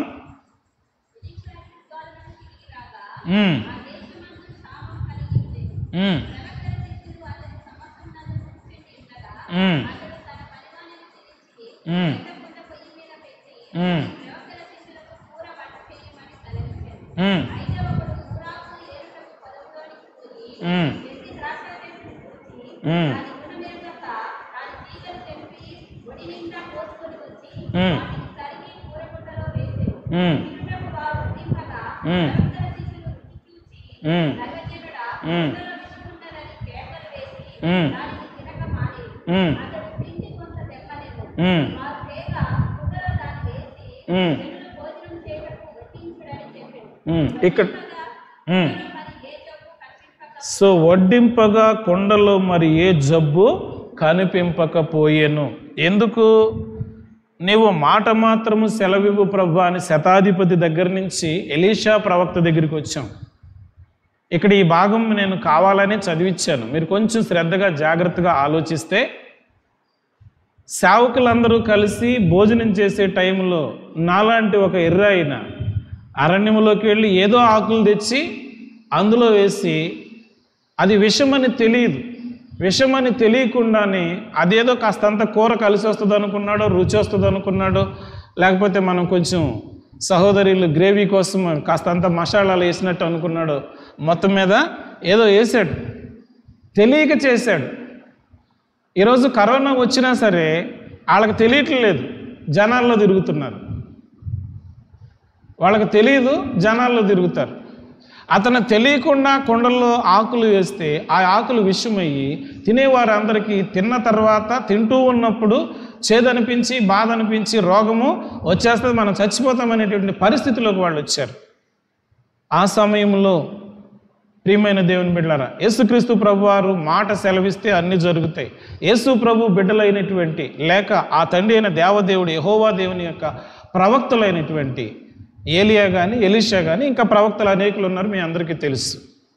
ఎలీషా ప్రవక్త ఒక మాట చెబుతున్నాడు. ఏమంటున్నాడు? 41వ వచనంలో, పిండి కొంత తెమ్మనెను, వారు తేగ కొండలో దాన్ని వేసి జనులు భోజనము చేయుటకు వడ్డించుమని చెప్పెను. ప్రవక్త చెప్పినటువంటి మాట అది విషమన్నా కానివ్వండి, ఏదన్నా కానివ్వండి.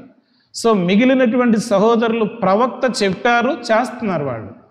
ఈరోజు మనము సేవకుల మాట వినగలుగుతున్నామా? సేవకుల యొక్క ప్రార్థన శక్తి నిజంగా దేవుడు వీరికి ఈ విధంగా ఇలాంటి శక్తి ఇచ్చాడు అనేటటువంటి సేవకులు మనం చూడగలుగుతున్నామా?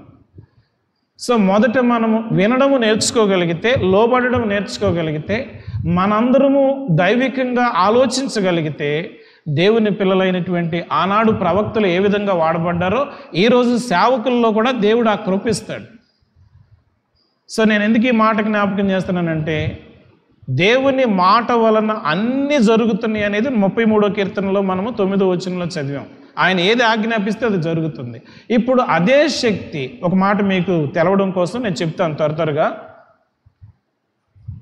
1 రాజుల గ్రంథము 17వ అధ్యాయంలో 13వ వచనంలో సారెపతు విధవరాల దగ్గరికి వెళ్ళమని యేసయ్య చెప్పిన తర్వాత, లేక యెహోవా దేవుడు చెప్పిన తర్వాత కేరీతు వాగు దగ్గర నుంచి బయలుదేరి సారెపతు వచ్చాడు.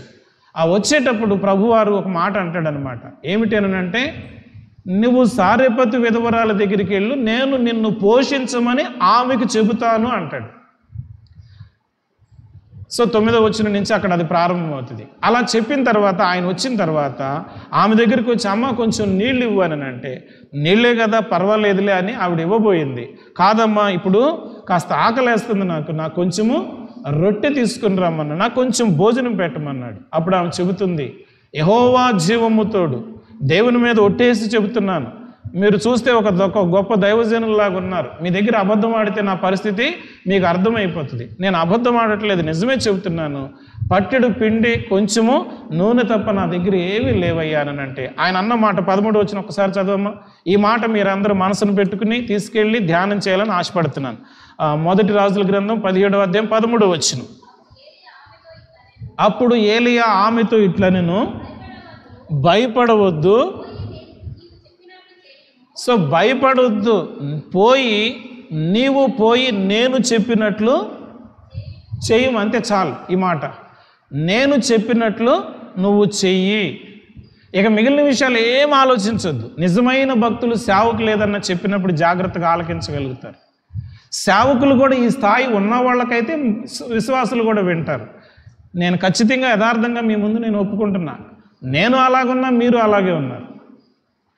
ఈ స్థాయిని మనం విడిచి ఏలియా గారి స్థాయి, సారెపతు గారి యొక్క విధవరాలి స్థాయి మన సంఘానికి మీకు నాకు రావాలన్న ఆశ. చెప్పగలిగి దైవ సన్నిధిలో నిజంగా ఆ విధమైన శక్తి కలిగినటువంటి సేవకులుగా ఈనాటి సేవకులు ఉండాలి. సంఘములో ఉన్నటువంటి విశ్వాసులు కూడా సారెపతు విధవరాల్లాగా యథార్థంగా దైవ సన్నిధిని, దైవజనుడిని మరి ఆ విధంగా స్వీకరించేటటువంటి మనసు కావాలి. ఏలియా గారితో అంటుంటే ఆమె చెబుతుంటే ఆయన అంటున్నాడు, నేను చెప్పినట్టు నువ్వు చెయ్యి. చేసిందా లేదా? ఈరోజు మనము కొంతమంది సేవకులు చెప్పినటువంటి మాటలు కొంతమంది చక్కగా చేయగలుగుతారు, కొంతమంది బోడి ఏం చెప్పేది ఏంటి, అయ్యనేదో పెద్ద తెలిసినట్టు. సరే, ఇప్పుడు అవన్నీ మనకు అవసరం లేదు. కానీ ఇలాంటి స్వభావము ఒకవేళ ఈ సమయంలో ఉంటే మన జీవితంలో అద్భుతాలు చూడలేము. అందుకు నేను ఆ మాట జ్ఞాపకం చేస్తున్నా. ఏలియా గారు సారెపతు విధవరాల దగ్గరికి వచ్చి నేను చెప్పినట్టు చెయ్యి అనగానే ఆవిడ సమృద్ధి అయినటువంటి ఆహారము పొందింది. ఆమెతో పాటు అనేకులకి సమృద్ధి అయిన ఆహారం పెట్టింది. అక్కడ ఏంటి? లోబడే మనసు, మాట వినే మనసు. ఏలియా దైవజనుడు అయినప్పటికీ కూడా ఆ సమయంలో ఏలియాతో దేవుడు అన్నమాట, నీవు పోయి సారెపతు విధవరాలను కలుసుకో, ఆమె నిన్ను పోషించమని ఆమెకు చెప్తాను. 3.5 సంవత్సరాలేమో కాకోలములతో పోషించాడు, ఇప్పుడేమో సారెపతు విధవరాల చేత పోషింపబడేటట్లుగా దేవుడు చేస్తున్నాడు. అంటే విశ్వాసుల చేత సంఘ కాపరి పోషించబడాలనే సత్యాన్ని అక్కడ మనము బయలుపరుస్తున్నాడు అనేది గ్రహించాలి. సో విశ్వాసులు దైవికంగా దేవుని శక్తిని కలిగినటువంటి బిడ్డలు సంఘమును, సంఘ కాపరిని, లేక దేవుని యొక్క పరిచర్యను విస్తృతంగా ప్రేమించగలుగుతారు, వినగలుగుతారు, వినయముగా అద్భుతాలు చూడగలుగుతారు. సో ఈరోజు మీరు నేను ఏ స్థితిలో ఉన్నాం, ఏ స్థాయిలో ఉన్నాం? నిజంగా సమృద్ధి అయిన ఆహారము పొందుకోగలిగేటటువంటి స్థితిలో ఉన్నామా?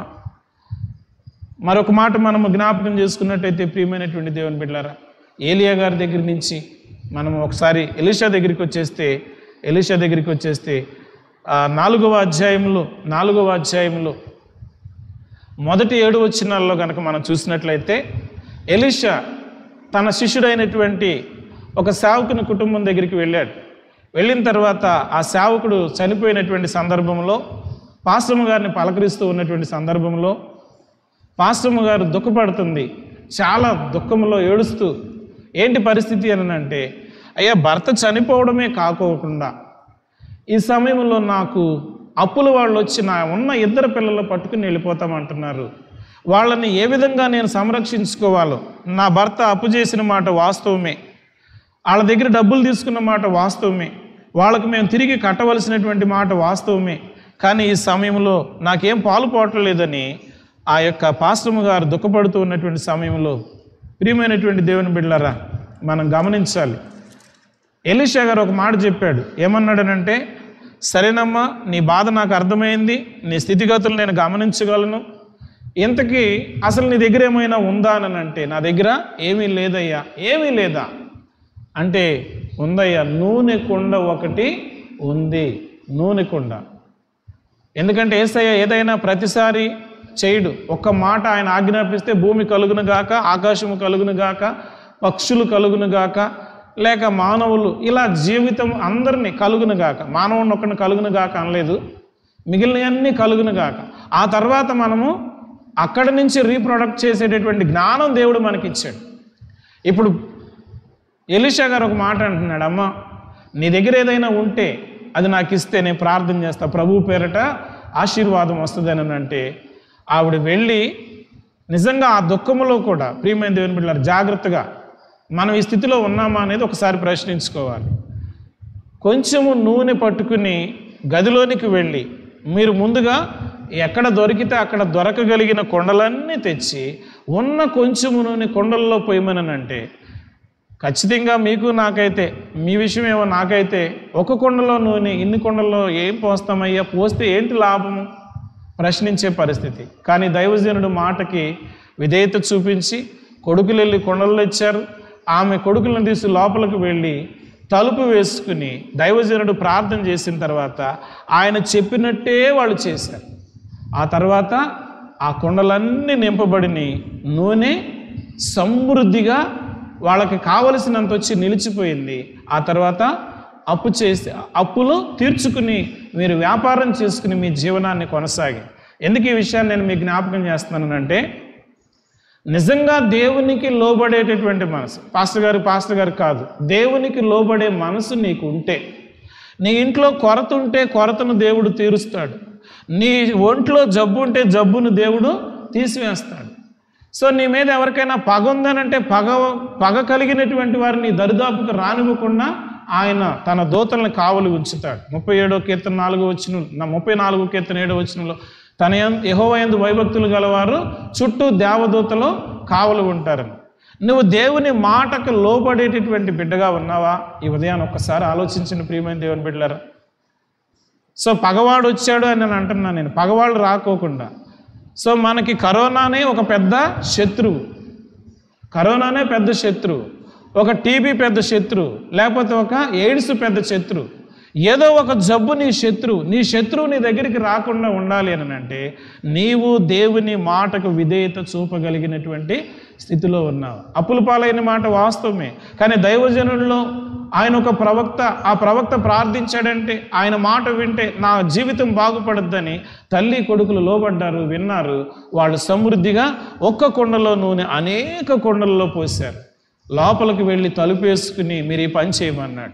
ఈరోజు మత్తయి సువార్త 6వ అధ్యాయంలో మనకు యేసుప్రభు వారు ఒక మాట చెప్పాడు, మీకే కష్టం వచ్చినా మీ యొక్క ప్రార్థనా గదిలోనికి వెళ్ళి తలుపేసుకుని మీరు ప్రార్థన చేస్తే, మీరు రహస్యంగా చేసినటువంటి ప్రార్థన నేను విని మీ దగ్గరికి వచ్చి మీ అవసరతలు తీరుస్తానని చెప్పాడు. ఆహారం లేకపోతే ఇంకేదన్నా నీకు కావాలని అంటే, పరలోకమందున మా తండ్రి నీ నామము పరిశుద్ధపరచబడాలి, నువ్వు నా తండ్రిగా ఉండాలి, నువ్వు నాకు అన్నీ ఇవ్వాలని నీ గదిలోకి వెళ్ళి ప్రార్థన చేయమని అంటే, అలా చేసినటువంటి బిడ్డలకి దేవుడు ఆ రోజు ఈ రోజు కూడా ఆశీర్వాదాలు ఇస్తానే ఉన్నాడు. ఏలియా గారి దగ్గర నుంచి ఎలీషా గారి దగ్గరికి వచ్చాం. ఎలీషా గారు ఆ ఇంట్లో ఆకలి బాధ, అప్పుల బాధ అన్నీ తీర్చింది దేవుడు. ఈరోజు నీ అనారోగ్యము, ఆర్థిక ఇబ్బంది, లేక ఇంకా పరిపరి విధాలుగా నీకున్నటువంటి సమస్యలు తీరటం లేదు అంటే దాని అర్థం ఏమిటనంటే మనము దేవుని వాక్యానికి విధేయత చూపించటం లేదు. ఆయన మాట సెలవిస్తే అన్నీ జరుగుతాయి, ఆయన మాటకు లోబడేటటువంటి స్థితి మనకు కావాలి.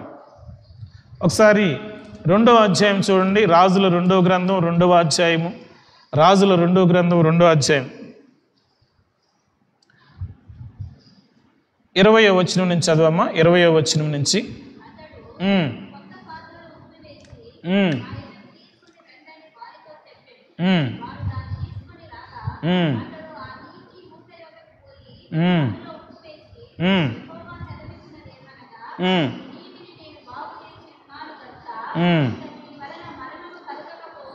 ఇక దీని వలన మీకు మరణము కలుగకపోవును. మీరు ఆ పైన మాట మనం చూసినట్లయితే, నా యొద్ద క్రొత్త పాత్రలో ఉప్పు వేసి నా యొద్దకు తీసుకొని రండని వారితో చెప్పెను. వారు దానిని తీసుకొని రాగా చెప్పినట్టే చేశారు. అక్కడ విషయం ఏంటనంటే, ఎరికో పట్టణము భయంకరమైనటువంటి మరణ పరిస్థితులు, త్రాగు నీరు లేదు, మంచి నీరు లేదు, విష పదార్థముతో కూడినటువంటి పరిస్థితులు. ఈ సమయము మరి బీరుట్లో లిబియా దేశంలో ఉన్నటువంటి ఆ పేలుడు పదార్థం వల్ల ఎన్నో వందల కుటుంబాలు నాశనం అయిపోయి విగత జీవులు అయిపోయారు. ప్రియమైనటువంటి దేవుని బిడ్డలారా, ఈ సమయంలో ప్రపంచమంతా ఒక విషపూరితమైనటువంటి కంటికి కనిపించినటువంటి ఆ మహమ్మారి పురుగు ఎవరిని ఎప్పుడు తాకుద్దని భయంతో చచ్చిపోతున్నాం మనం.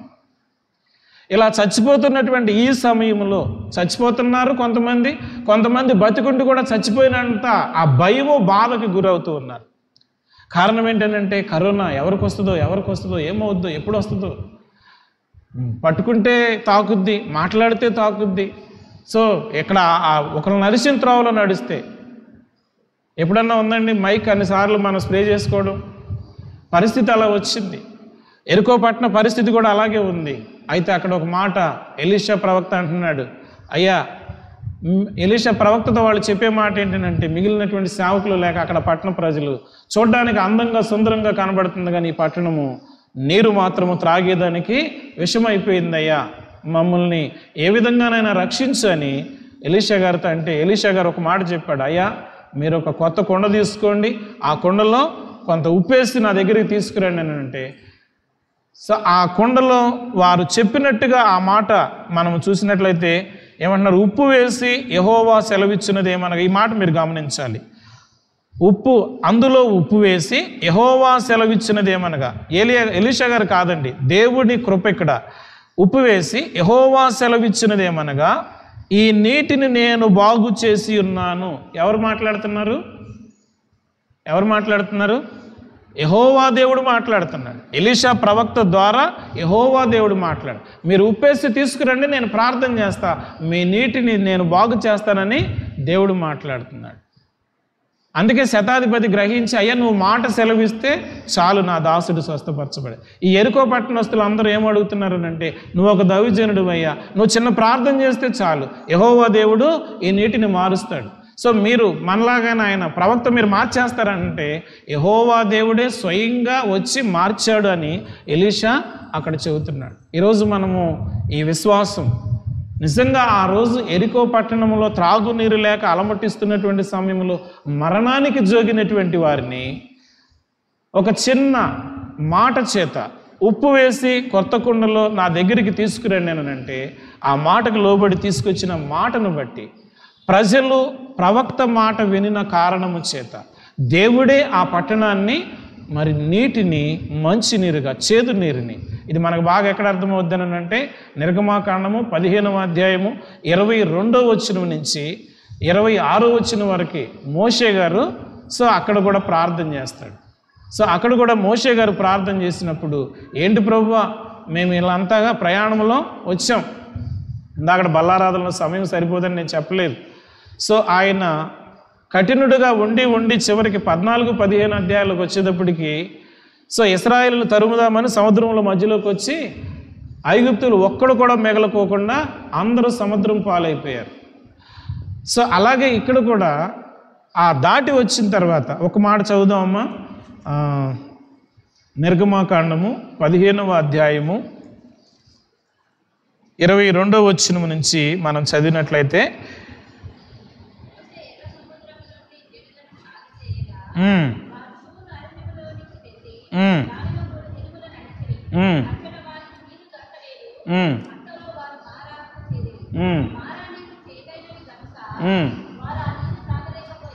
సరే, 26వ వచనం చదవమ్మా.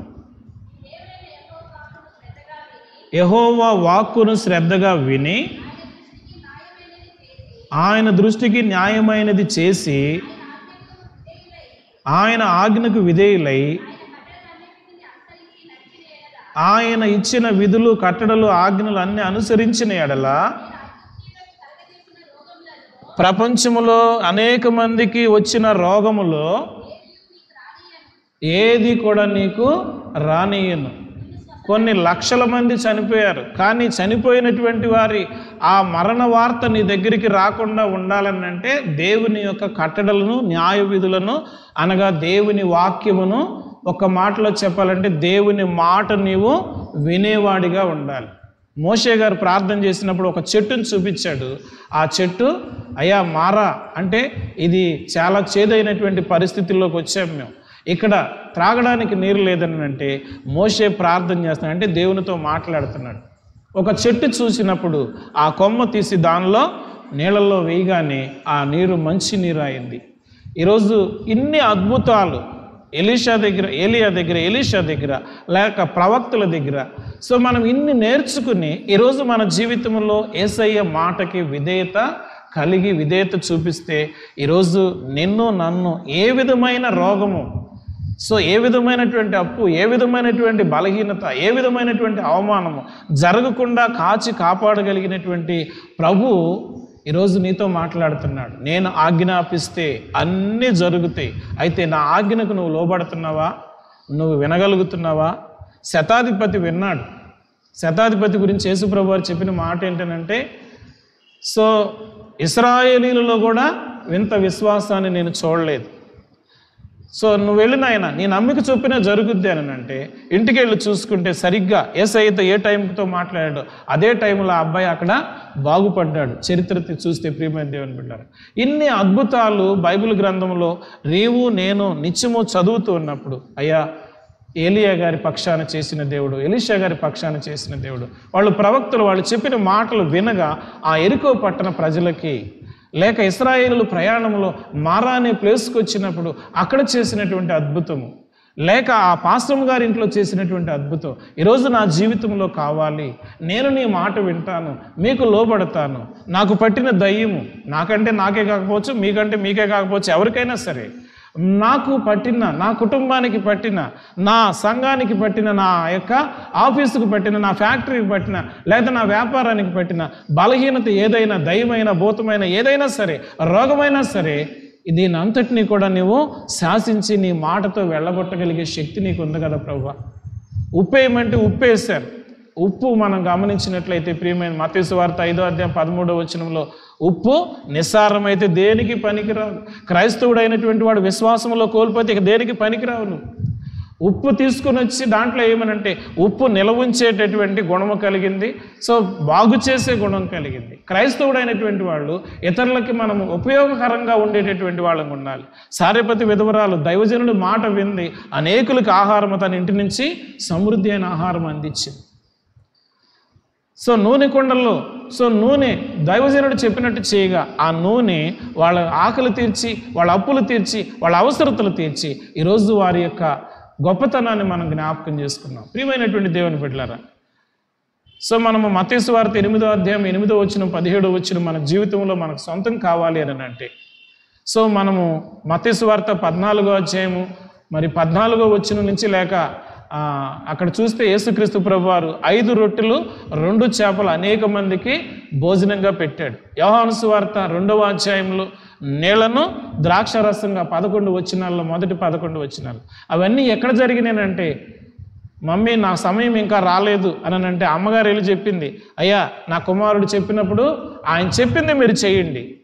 ఆయన చెప్పాడు, అయ్యా మీరు బాణలు నింపమంటే బాణలు నింపారు. ద్రాక్షరసం కావాలంటే నీళ్లు నింపమంటావు ఏంటయ్యా స్వామి అని అనలేదు వాళ్ళు. ద్రాక్షరసం కావాలంటే నీళ్లు నింపమంటావు ఏంటి అని అనలేదు. ఇప్పుడు ఏం కలుపుతావని అడగలేదు. ఇప్పుడు ఏమన్నా నీ దగ్గర ఉందా అని అడగలేదు. నీళ్లు నింపమంటే నింపారు. ఆ తర్వాత యేసయ్య ఆ కార్యం చేస్తే అది ముంచి తీసుకొచ్చిన వాళ్ళకి తప్ప ఎవరికి తెలియదు. నీలో అద్భుతము జరుగుతున్నటువంటి సంగతి నీకు, నీ సంఘానికి, నీ కుటుంబంలో నీ కళ్ళతో చూసిన వాళ్ళకి తప్ప ఇంకెవరికి తెలియదు నీ గొప్పతనం, నీ మంచితనం. ప్రియమైన దేవుని బిడ్డలారా, ఈ సమయంలో ఎలీషా భక్తుడి పట్ల, ఏలియా భక్తుడి పట్ల, లేక ప్రవక్తల పట్ల, లేక నూతన నిబంధన గ్రంథంలో అనేక మంది భక్తుల పట్ల దేవుడు ఆకలితో ఉన్న వారి మీద కనికరం పడి వాళ్ళకి భోజనం పెట్టిన దేవుడు ఈరోజు నీ ఆకలి తీర్చడా? వలస కూలీల గురించి మనం మాట్లాడుతున్నాం. ఈరోజు మన సంఘంలో కానీ ఇలా సంఘాలలో కానీ మన చుట్టూ ఉన్నటువంటి అనేకులు ఆకలికి అలమటిస్తున్నారు. ఆహారం లేక, ఆరోగ్యం లేక ఎన్నో రీతులుగా శ్రమ అనుభవిస్తున్నారు. కారణం ఏంటంటే దేవుని దగ్గర, దేవుని మాటలో శక్తి ఉంది, ఆయన వస్త్రములో శక్తి ఉంది, ఆయన నీడలో శక్తి ఉంది. ఆయన ఉమ్ము వేసి బురద చేసి కన్నులు ముట్టి పుట్టుగుడ్డి వాడిని చూడగలిగినటువంటి ఆ స్థితిలోకి తీసుకొని, ఎంత గొప్ప దేవుడు నా రక్షకుడుగా ఉన్నాడనే సత్యాన్ని మనము గ్రహించినట్టే మన చుట్టూ ఉన్న వాళ్ళు గ్రహించాలి. అందుకు నీవు నేను ఎలీషాలాగా, ఏలియాలాగా ప్రయాసపడాలి. ఎలీషా చేసినటువంటి ఈ అద్భుత ఆశ్చర్య కార్యాలు. సో ఆ చివరి మాట చదివి మనం ముగించుకుందాం. ఆ 4వ అధ్యాయంలో మనం చదివినటువంటి మాట ఏంటంటే, అతడు కొంత పిండి కొంత తెమ్మనిను, వారు కుండలో దాన్ని వేసి జనులు భోజనము చేయుటకు వడ్డించుమని చెప్పిను. వడ్డింపగా కుండలో మరి ఏ జబ్బు కనిపించకపోయేను. ఎందుకు ఈ మాట అంటున్నానంటే, పిండి మనం ఒకటేమో ఉప్పు చూసాము, ఒకటేమో చెట్టు చూసాము. ఇంకా చెప్పాలనంటే ఈ 6వ అధ్యాయంలో 6వ వచనంలో సో వాళ్ళందరూ కలిసి వెళ్ళి చెట్లు నరుగుతుంటే గొడ్డల లోపల పడిపోయింది. ఆ నీళ్ళల్లో పడిపోయినటువంటి ఆ గొడ్డలి పైకి తేలడానికి, అయ్యా నేను ఎరువు తెచ్చినటువంటి గొడ్డలు పోయింది, ఇప్పుడు నేను దాన్ని తిరిగి కట్టే సామర్థ్యం నాకు లేదు అని అంటే, అక్కడ కూడా ఎలీషా గారు ప్రార్థన చేశాడు. ఒక చెట్టు కొమ్మ విరిసి నీళ్ళల్లో వేశాడు. మీరు ఎందుకు ఈ మాట జ్ఞాపకం చేస్తానంటే, గొడ్డలి ఐరన్తో చేస్తారు కదా, ఇనపద నీళ్ళల్లోకి వెళ్ళిపోతే పైన చెట్టు వేస్తే, కొమ్మ వేస్తే తేలుతుందా? దేవునికి మాత్రమే సాధ్యం అది. దైవ సేవకులు, నిజమైన ప్రార్థనా పరులు, దేవుని చేత కృప పొందినటువంటి వాళ్ళు, వరాలు ఉన్నటువంటి వాళ్ళ ద్వారా ఈ కార్యాలు జరుగుతాయి. సో దైవ సేవకుడు చేసిన ప్రార్థన, ఆ చెట్టు కొమ్మ, అది దేవుని మాటకు వాళ్ళు లోబడినట్టుగా అది మనం చూస్తున్నాం. ఇక్కడ పిండిని మనం ఎందుకు చూస్తున్నామని అంటే, పిండి అనేది ప్రియమైన దేవుని బిడ్డలారా, పిండి ఎక్కడి నుంచి వస్తుంది? ఏమా? గోధుమ, ఏదో ఒకటి గోధుమ గింజో, లేకపోతే బీపి గింజో, లేకపోతే రాగి గింజో, ఏదో ఒక గింజలో నుంచి వస్తుంది. గింజ ఎక్కడి నుంచి వస్తుంది? చెట్టులో నుంచి వస్తుంది. చెట్టు ఎక్కడి నుంచి వచ్చింది? సో భూమికి దేవుడు ఏం చెప్పాడు? మన చెట్టు ముందా ఎత్తు ముందు? ఇప్పుడు ప్రశ్న వద్దు మనకి. దేవుడు చెట్లు కలుగునుగాక అన్నాడు, కలిగింది. దేవుని మాట చొప్పున చెట్టు వస్తే, చెట్టులో నుంచి విత్తు వస్తే, విత్తులో నుంచి సో పిండి వచ్చింది. ఆ పిండి దేవుని యొక్క పని కోసం, ఒక విత్తనము ఏ విధంగా 2 రోళ్లలో పడి, లేకపోతే ఆ మిల్లులో పడి నలిగిపోయి రొట్టెగా తయారై నీ ఆకలి తీరుస్తుందో, ఒక మాట, చివరి మాట, యోహాను సువార్త 12వ అధ్యాయము 24వ వచనం. యోహాను సువార్త 12వ అధ్యాయం 24వ వచనం. గోధుమ గింజ భూమిలో పడి చావకుండిన ఎడల, చదవమ్మా. గోధుమ గింజ భూమిలో పడి చావకుండిన ఎడల అది ఒంటిగానే ఉండును, చచ్చిన ఎడల విస్తారముగా ఫలించును. క్రైస్తవుడైనటువంటి నీవు ఇతరుల కోసం సావకపోతే నువ్వు ఒంటిగానే ఉంటావు. ఇతరుల కోసం ప్రయాసపడి, శ్రమపడి, ఆ గోధుమ గింజ లేకపోతే ఆ రాగి, ఏదో ఒక విత్తనము మిల్లులో పడి నలిగి పిండయి ఆకలి తీరుస్తూ ఉంది. గోధుమ గింజ భూమిలో పడి చచ్చి తిరిగి మొలిసి ఇతరులకి ఆహారం అవుతూ ఉంది. క్రైస్తవుడైనటువంటి నీవు నేను నలగొట్టబడి, అణగొట్టబడి, దేవుని కోసం శ్రమపడి, ఎవడైనాను నన్ను వెంబడింపగోరినేళ్ళ తను తాను ఉపేక్షించుకుని ప్రతిదినము తన సిలువనెత్తుకుని నన్ను వెంబడిస్తే మీకు పరలోకం అన్నాడు ప్రభువారు. లోకాసు వార్త 9వ అధ్యాయము 23, 24 వచనాల్లో. ఈరోజు నువ్వు నలిగే స్థితిలో ఉన్నావా?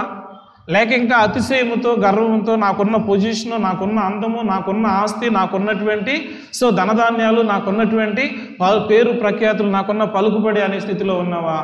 లేక గోధుమ గింజలాగా భూమిలో పడి చనిపోయి బ్రతికి, అనగా యేసుక్రీస్తు ప్రభువారి కోసం పాపపు కొండలో ఉన్నటువంటి నీ హృదయంలో ఉన్నటువంటి పాపాన్ని బయటపడేసి, అయ్యా ఆ కొండలో విషం ఉంది, ఆ విషము తీయాలి అని అంటే పిండి కావాలి. ఈరోజు నీ హృదయం అనేటటువంటి ఆ కొండలో ఉన్న పాపం బయటికి పోవాలనంటే యేసుక్రీస్తు ప్రభువారు ఆ విధంగా నీ కోసం నా కోసం నలిగి ఆయన కొరడా దెబ్బలు తిని ఆయన పంచగాయాలు పొంది ఆయన రక్తమంతా దారపోసి పిండిగా మారాడు. ఆ పిండి నా పాపాన్ని పరిహరించి మనం మరణానికి జోగకుండా ఈరోజు సజీవులుగా ఆయన సన్నిధిలోకి వచ్చి ఆరాధించడానికి కూర్చున్నాం మనం. ప్రియమైన దేవుని బిడ్డలారా, ఒకసారి ఆలోచించండి. ఆ గోధుమ గింజ భూమిలో పడి చనిపోతేనే తిరిగి ఒక వృక్షం అవుతుంది, అనేకులకు ఉపయోగం ఉంటుంది. ఆ గోధుమ గింజ నలిగిపోతే పిండి అయితే ఒకరి ఆకలి తీరుస్తుంది, లేక ఒక విష పదార్థాన్ని మంచి పదార్థంగా యేసు నీ కోసం నా కోసం ఆ విధంగా తన జీవితాన్ని అంకితం చేసుకుని పరము నుండి భూమికి దిగి వచ్చి ఆయన పిండిగా మారాడు. ఆయన ఒక గింజగా మారాడు. భూమిలో పడి పాతి పెట్టబడి 3వ దినాన తిరిగి లేచి ఆ పునరుద్ధాన శక్తి నీకు నాకు ఇచ్చాడు. ఆయన నలగకపోతే, ఈ రొట్టె ద్రాక్షరస అనుభవం నీకు రాకపోతే ఈరోజు మనము పరలోకానికి వెళ్తామనే నిరీక్షణ మనకు లేదు. ఒకసారి ఆలోచిద్దాం. ఏలియా ఎలీషాలు అద్భుతాలు చేశారు, మంచిది. ఆ అద్భుతాలు జరగటానికి అక్కడ ఉన్నవారి యొక్క విశ్వాసము, అక్కడ ఉన్నవారి యొక్క విధేయత, వాళ్ళల్లో ఉన్నటువంటి ఆ లోబడే గుణం ఈరోజు నీకుందా, మనకుందా? ఒకసారి మనం ఆలోచిద్దాం. ప్రియమైన దేవుని బిడ్డలారా, యోహాను సువార్త 12:14 గోధుమ గింజ భూమిలో పడి చావకపోతే దానివల్ల ప్రయోజనం లేదు. భూమిలో పడి చావాలి, మళ్ళీ తిరిగి మొలకెత్తాలి, మళ్ళీ తిరిగి నీడవాలి, ఫలాలు ఇవ్వాలి, లేక పువ్వులు కాయలు ఏదో ఇవ్వాలి. అప్పుడే ఆ చెట్టుకు విలువ. భూమిలో పడేస్తే అక్కడే కుళ్ళిపోతే ప్రయోజనం లేదు. క్రైస్తవుడమయ్యా, బాప్తిసం తీసుకున్నాం, దేవుని బిడ్డలని చెప్పుకుంటున్నాం, ఎవరికి ఏం ప్రయోజనం లేకపోతే, నీ ప్రార్థన ఎవరికి ఫలించకపోతే, నువ్వెవరికి ఏం సాయం చేయకపోతే, నువ్వే విధంగా దేవుని కోసం నలగడానికి నువ్వు ఇష్టపడకపోతే నీ జీవితం నా జీవితము ఒంటిగానే మిగిలిపోద్ది. ఒకవేళ ఫలించేటటువంటి దానిగా ఉంటే, ఫలించేవాడిగా నువ్వు ఉంటే అనేకులకి ఆశ్రయం ఇచ్చి అనేకుల్ని ఆశ్రయకర్త అయినటువంటి దేవుని దగ్గరికి నువ్వు చేర్చగలుగుతావు. ఆ దేవదేవుడు ఎలీషా గారికి ఇచ్చిన, ఏలియా గారికి ఇచ్చిన, మిగిలిన ప్రవక్తలకు ఇచ్చినటువంటి ఆ ధన్యత, ఆ ఘనత, ఆ ఆధిక్యత, ఆ కృప దేవుడు నీకు నాకు ఇస్తాడు. ఆయన ఇచ్చి మనం ఆ విధంగా నడిపించుటకు ప్రభు తన కృప అనుగ్రహించును గాక. క్రైస్తవులు ప్రార్థన చేశారు అని అంటే ఈ అద్భుతం జరిగిందని ఈ లోకం నమ్మాలి. ఈ లోకము ఆ విధంగా ఈ వ్యాధి నుంచి మరొక వ్యాధి, మరొక వ్యాధి, మరొక బాధ ఏది ఉన్నప్పటికీ దైవ సన్నిధిలో ఒక పిండిగా నువ్వు ఉంటావా, ఒక ఉప్పుగా నువ్వు ఉంటావా, ఒక చెట్టు కొమ్మగా నువ్వు ఉంటావా? మారాన్ని మధురంగా మార్చే స్థితి, విషపు కొండని మంచి భోజనంగా మార్చగలిగేటటువంటి స్థితి, మొలిగిపోయినటువంటి గొడ్డలను లేవనెత్తగలిగినటువంటి ఆ శక్తి దేవుని పిల్లలైన మీకు నాకు మాత్రమే దేవుడు ఇచ్చాడు. నూనె కొంచెమే, కానీ అంతే అనేకమైనటువంటి కొండలు నింపగలిగిన శక్తి. ఆయన మాట మాత్రము సెలవిస్తే చాలు. నీకు నాకు దేవుడు ఆ వరం ఇచ్చాడు. ఆ వరాన్ని నువ్వు కాపాడుకోవాలని మొదట నువ్వు వినయుడివై, విధేయుడివై, దేవుని యందు భయభక్తులు కలిగి ఏలియా ఎలీషాల వల్లే ప్రభు పరిచయంలో నీవు కూడా ఈ లోకానికి నిజంగా ఆశ్చర్య అద్భుత కార్యాలు చేసి ఒక గొప్ప దైవజనుడిగా, లేక ఒక గొప్ప విశ్వాసిగా, ఒక మంచి క్రైస్తవుడిగా ఉండాలని ప్రభు కోరుకుంటున్నాడు. అయితే ఇది జరగాలని అంటే మనము నలగొట్టబడాలి, మనము ఎరవబడాలి, మనము చావాలి. శరీరాన్ని చంపుకొని ఆత్మను బలపరుచుకొని దేవుని కార్యాలు నీలో నాలో చూద్దాం. ప్రభు వచ్చినప్పుడు తలెత్తుకుని దేవుని ఎదుట నిలుద్దాం. ఆ విధంగా లోకానికి ఉపయోగకారులుగా, సహాయకారులుగా, మరి ఇతరులకి మనము దేవుని మార్గాన్ని చూపించేవారు ఉండటానికి దేవుడు తన కృప మనకు అనుగ్రహించును గాక. తలలు ఉంచుకుందాం, మోకరిల్లి ప్రార్థన చేసుకుందాం. స్తోత్రము నాయన, నీకు వందనాలు చెల్లిస్తున్నాం. ఆలస్యాన్ని మన్నించండి. నీ లేఖనాలను జ్ఞాపకం చేసుకుంటూ వచ్చాము అయ్యా. నూనె కొంచెమే, పిండి కొంచెమే, విస్తారమైన ఆహారము రావడానికి సారెపతి భక్తురాలు లోబడింది. ఎలీషా ప్రవక్త అయ్యా మరి కేరీతు వాగు దగ్గర నుంచి సారెపతి విధవరాల దగ్గరికి వెళ్ళమన్నప్పుడు ఆయన మీకు లోబడి వెళ్ళాడు. ఈరోజు ప్రవక్తలు లేక నీ దాసులైన వారు లోబడాలి నాయన, విశ్వాసులైన వారు లోబడాలి, మేమందరము మీకు లోబడాలి. మీరు ఆజ్ఞాపించింది మీ మాట అన్నీ నెరవేరుతాయని ఈ సమయంలో మీరు మాతో మాట్లాడారు. అందుకు నీకు వందనాలు. అవును నాయన, మునిగిపోయిన మా బ్రతుకులు తేల్చబడాలంటే మీ దగ్గరికి మేము రావాలి. విషపూరితమైన మా బ్రతుకులు ఇదిగో నాయన ధైర్యంతో ప్రభు నా తండ్రి మరి మేము మీ దగ్గర నాయన మరణ భయాన్ని ఛేదించిన వారికి ఉండాలని అంటే ఇదిగో ప్రవక్తల మాటలు ఆ రోజు ఎరుకో పట్టణస్తులు విన్నట్టు మేము వినాలి. ఈ విధంగా మీ దాసులుగా నీ వాక్యమునకు మేము లోబడి మేము నలగొట్టబడిన వారమై నాయన శరీరాన్ని చంపుకొని ఆత్మను బ్రతికించుకుని అయ్యా మరి గోధుమ గింజ భూమిలో పడి చచ్చి ఒక మొక్కగా మొలిచి ఇతరులకు ఆకలి తీర్చిన మా జీవితం ఇతరులకు మాదిరిగా ఉండటానికి కృప దయచేయమని మీరు ఇచ్చిన వాక్య వాగ్దానాలన్నీ మరలా మేము ధ్యానం చేసి సమకూర్చుకొని నీ శక్తిని పొందుకొని ఈ లోకంలో ఉన్నటువంటి బహుభయంకరమైనటువంటి పరిస్థితులు అయ్యా ఎన్నో యాక్సిడెంట్లు, ఫ్లైట్ యాక్సిడెంట్ అయి కేరళలో అనేకులు చనిపోయారు. అయ్యా నా తండ్రి మరి బేరుట్లో అనేకులు చనిపోయారు. ఈ 4-5 నెలలుగా మరణ వార్తలు మరి అనేకములు వింటూ ఉన్నాం.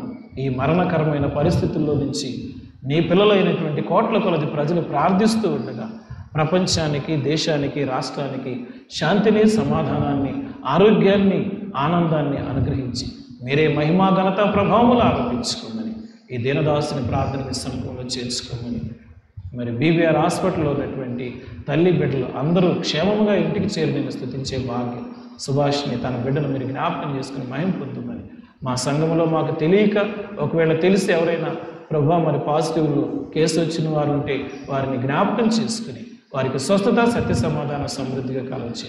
మాకు తెలిసిన వారే కాదు నాయన మరి మా దేశంలో, రాష్ట్రంలో తెలవని వారు కూడా మా పట్టణాల్లో, మా యొక్క తెలుగు రాష్ట్రంలో అన్నిటిలో మరి ముఖ్యంగా ప్రపంచ దేశాలు వణికిస్తున్నటువంటి ఈ భయంకర మహమ్మారి బారిన పడిన ప్రతి బిడ్డకు విడుదల కలుగునట్లు, స్వస్థత పొందినట్లు మీ మాటకు లోబడి ప్రజలు నిన్ను గుర్తెరిగి గ్రహించి నిన్ను వెంబడించి బ్రతుకులు, చేదైన బ్రతుకులను మారాన్ని మధురంగా మార్చుకుని నిన్ను వెంబడించి నిత్యరాజ్యానికి వారసులయ్యే కృప దయచేయమని ఈ దీనదాసుని ప్రార్థనకి సమూహంలో చేర్చుకోమని యేసు పరిశుద్ధ నామమున ఈ ప్రార్థన మీకు సమర్పించి అతి వినయంగా బ్రతిమలాడి అడిగి వేడుకుంటున్నాము తండ్రి.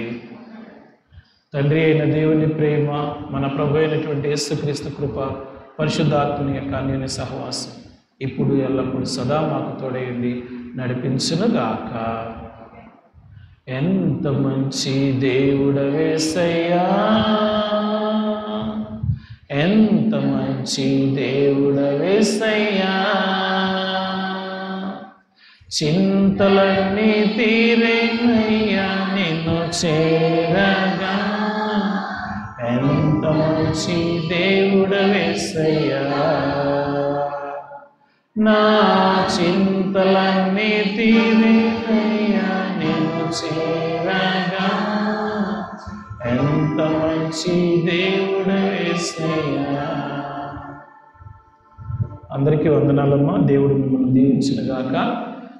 డిస్టెన్స్ మెయింటైన్ చేస్తూ మరి అందరం లేచి ఒకరు దూరంగానే ఉండి మరి ప్రైజ్లో చెప్పి పలకరించుకొని డిస్టెన్స్ మెయింటైన్ చేసుకుంటూ వెళ్దాం.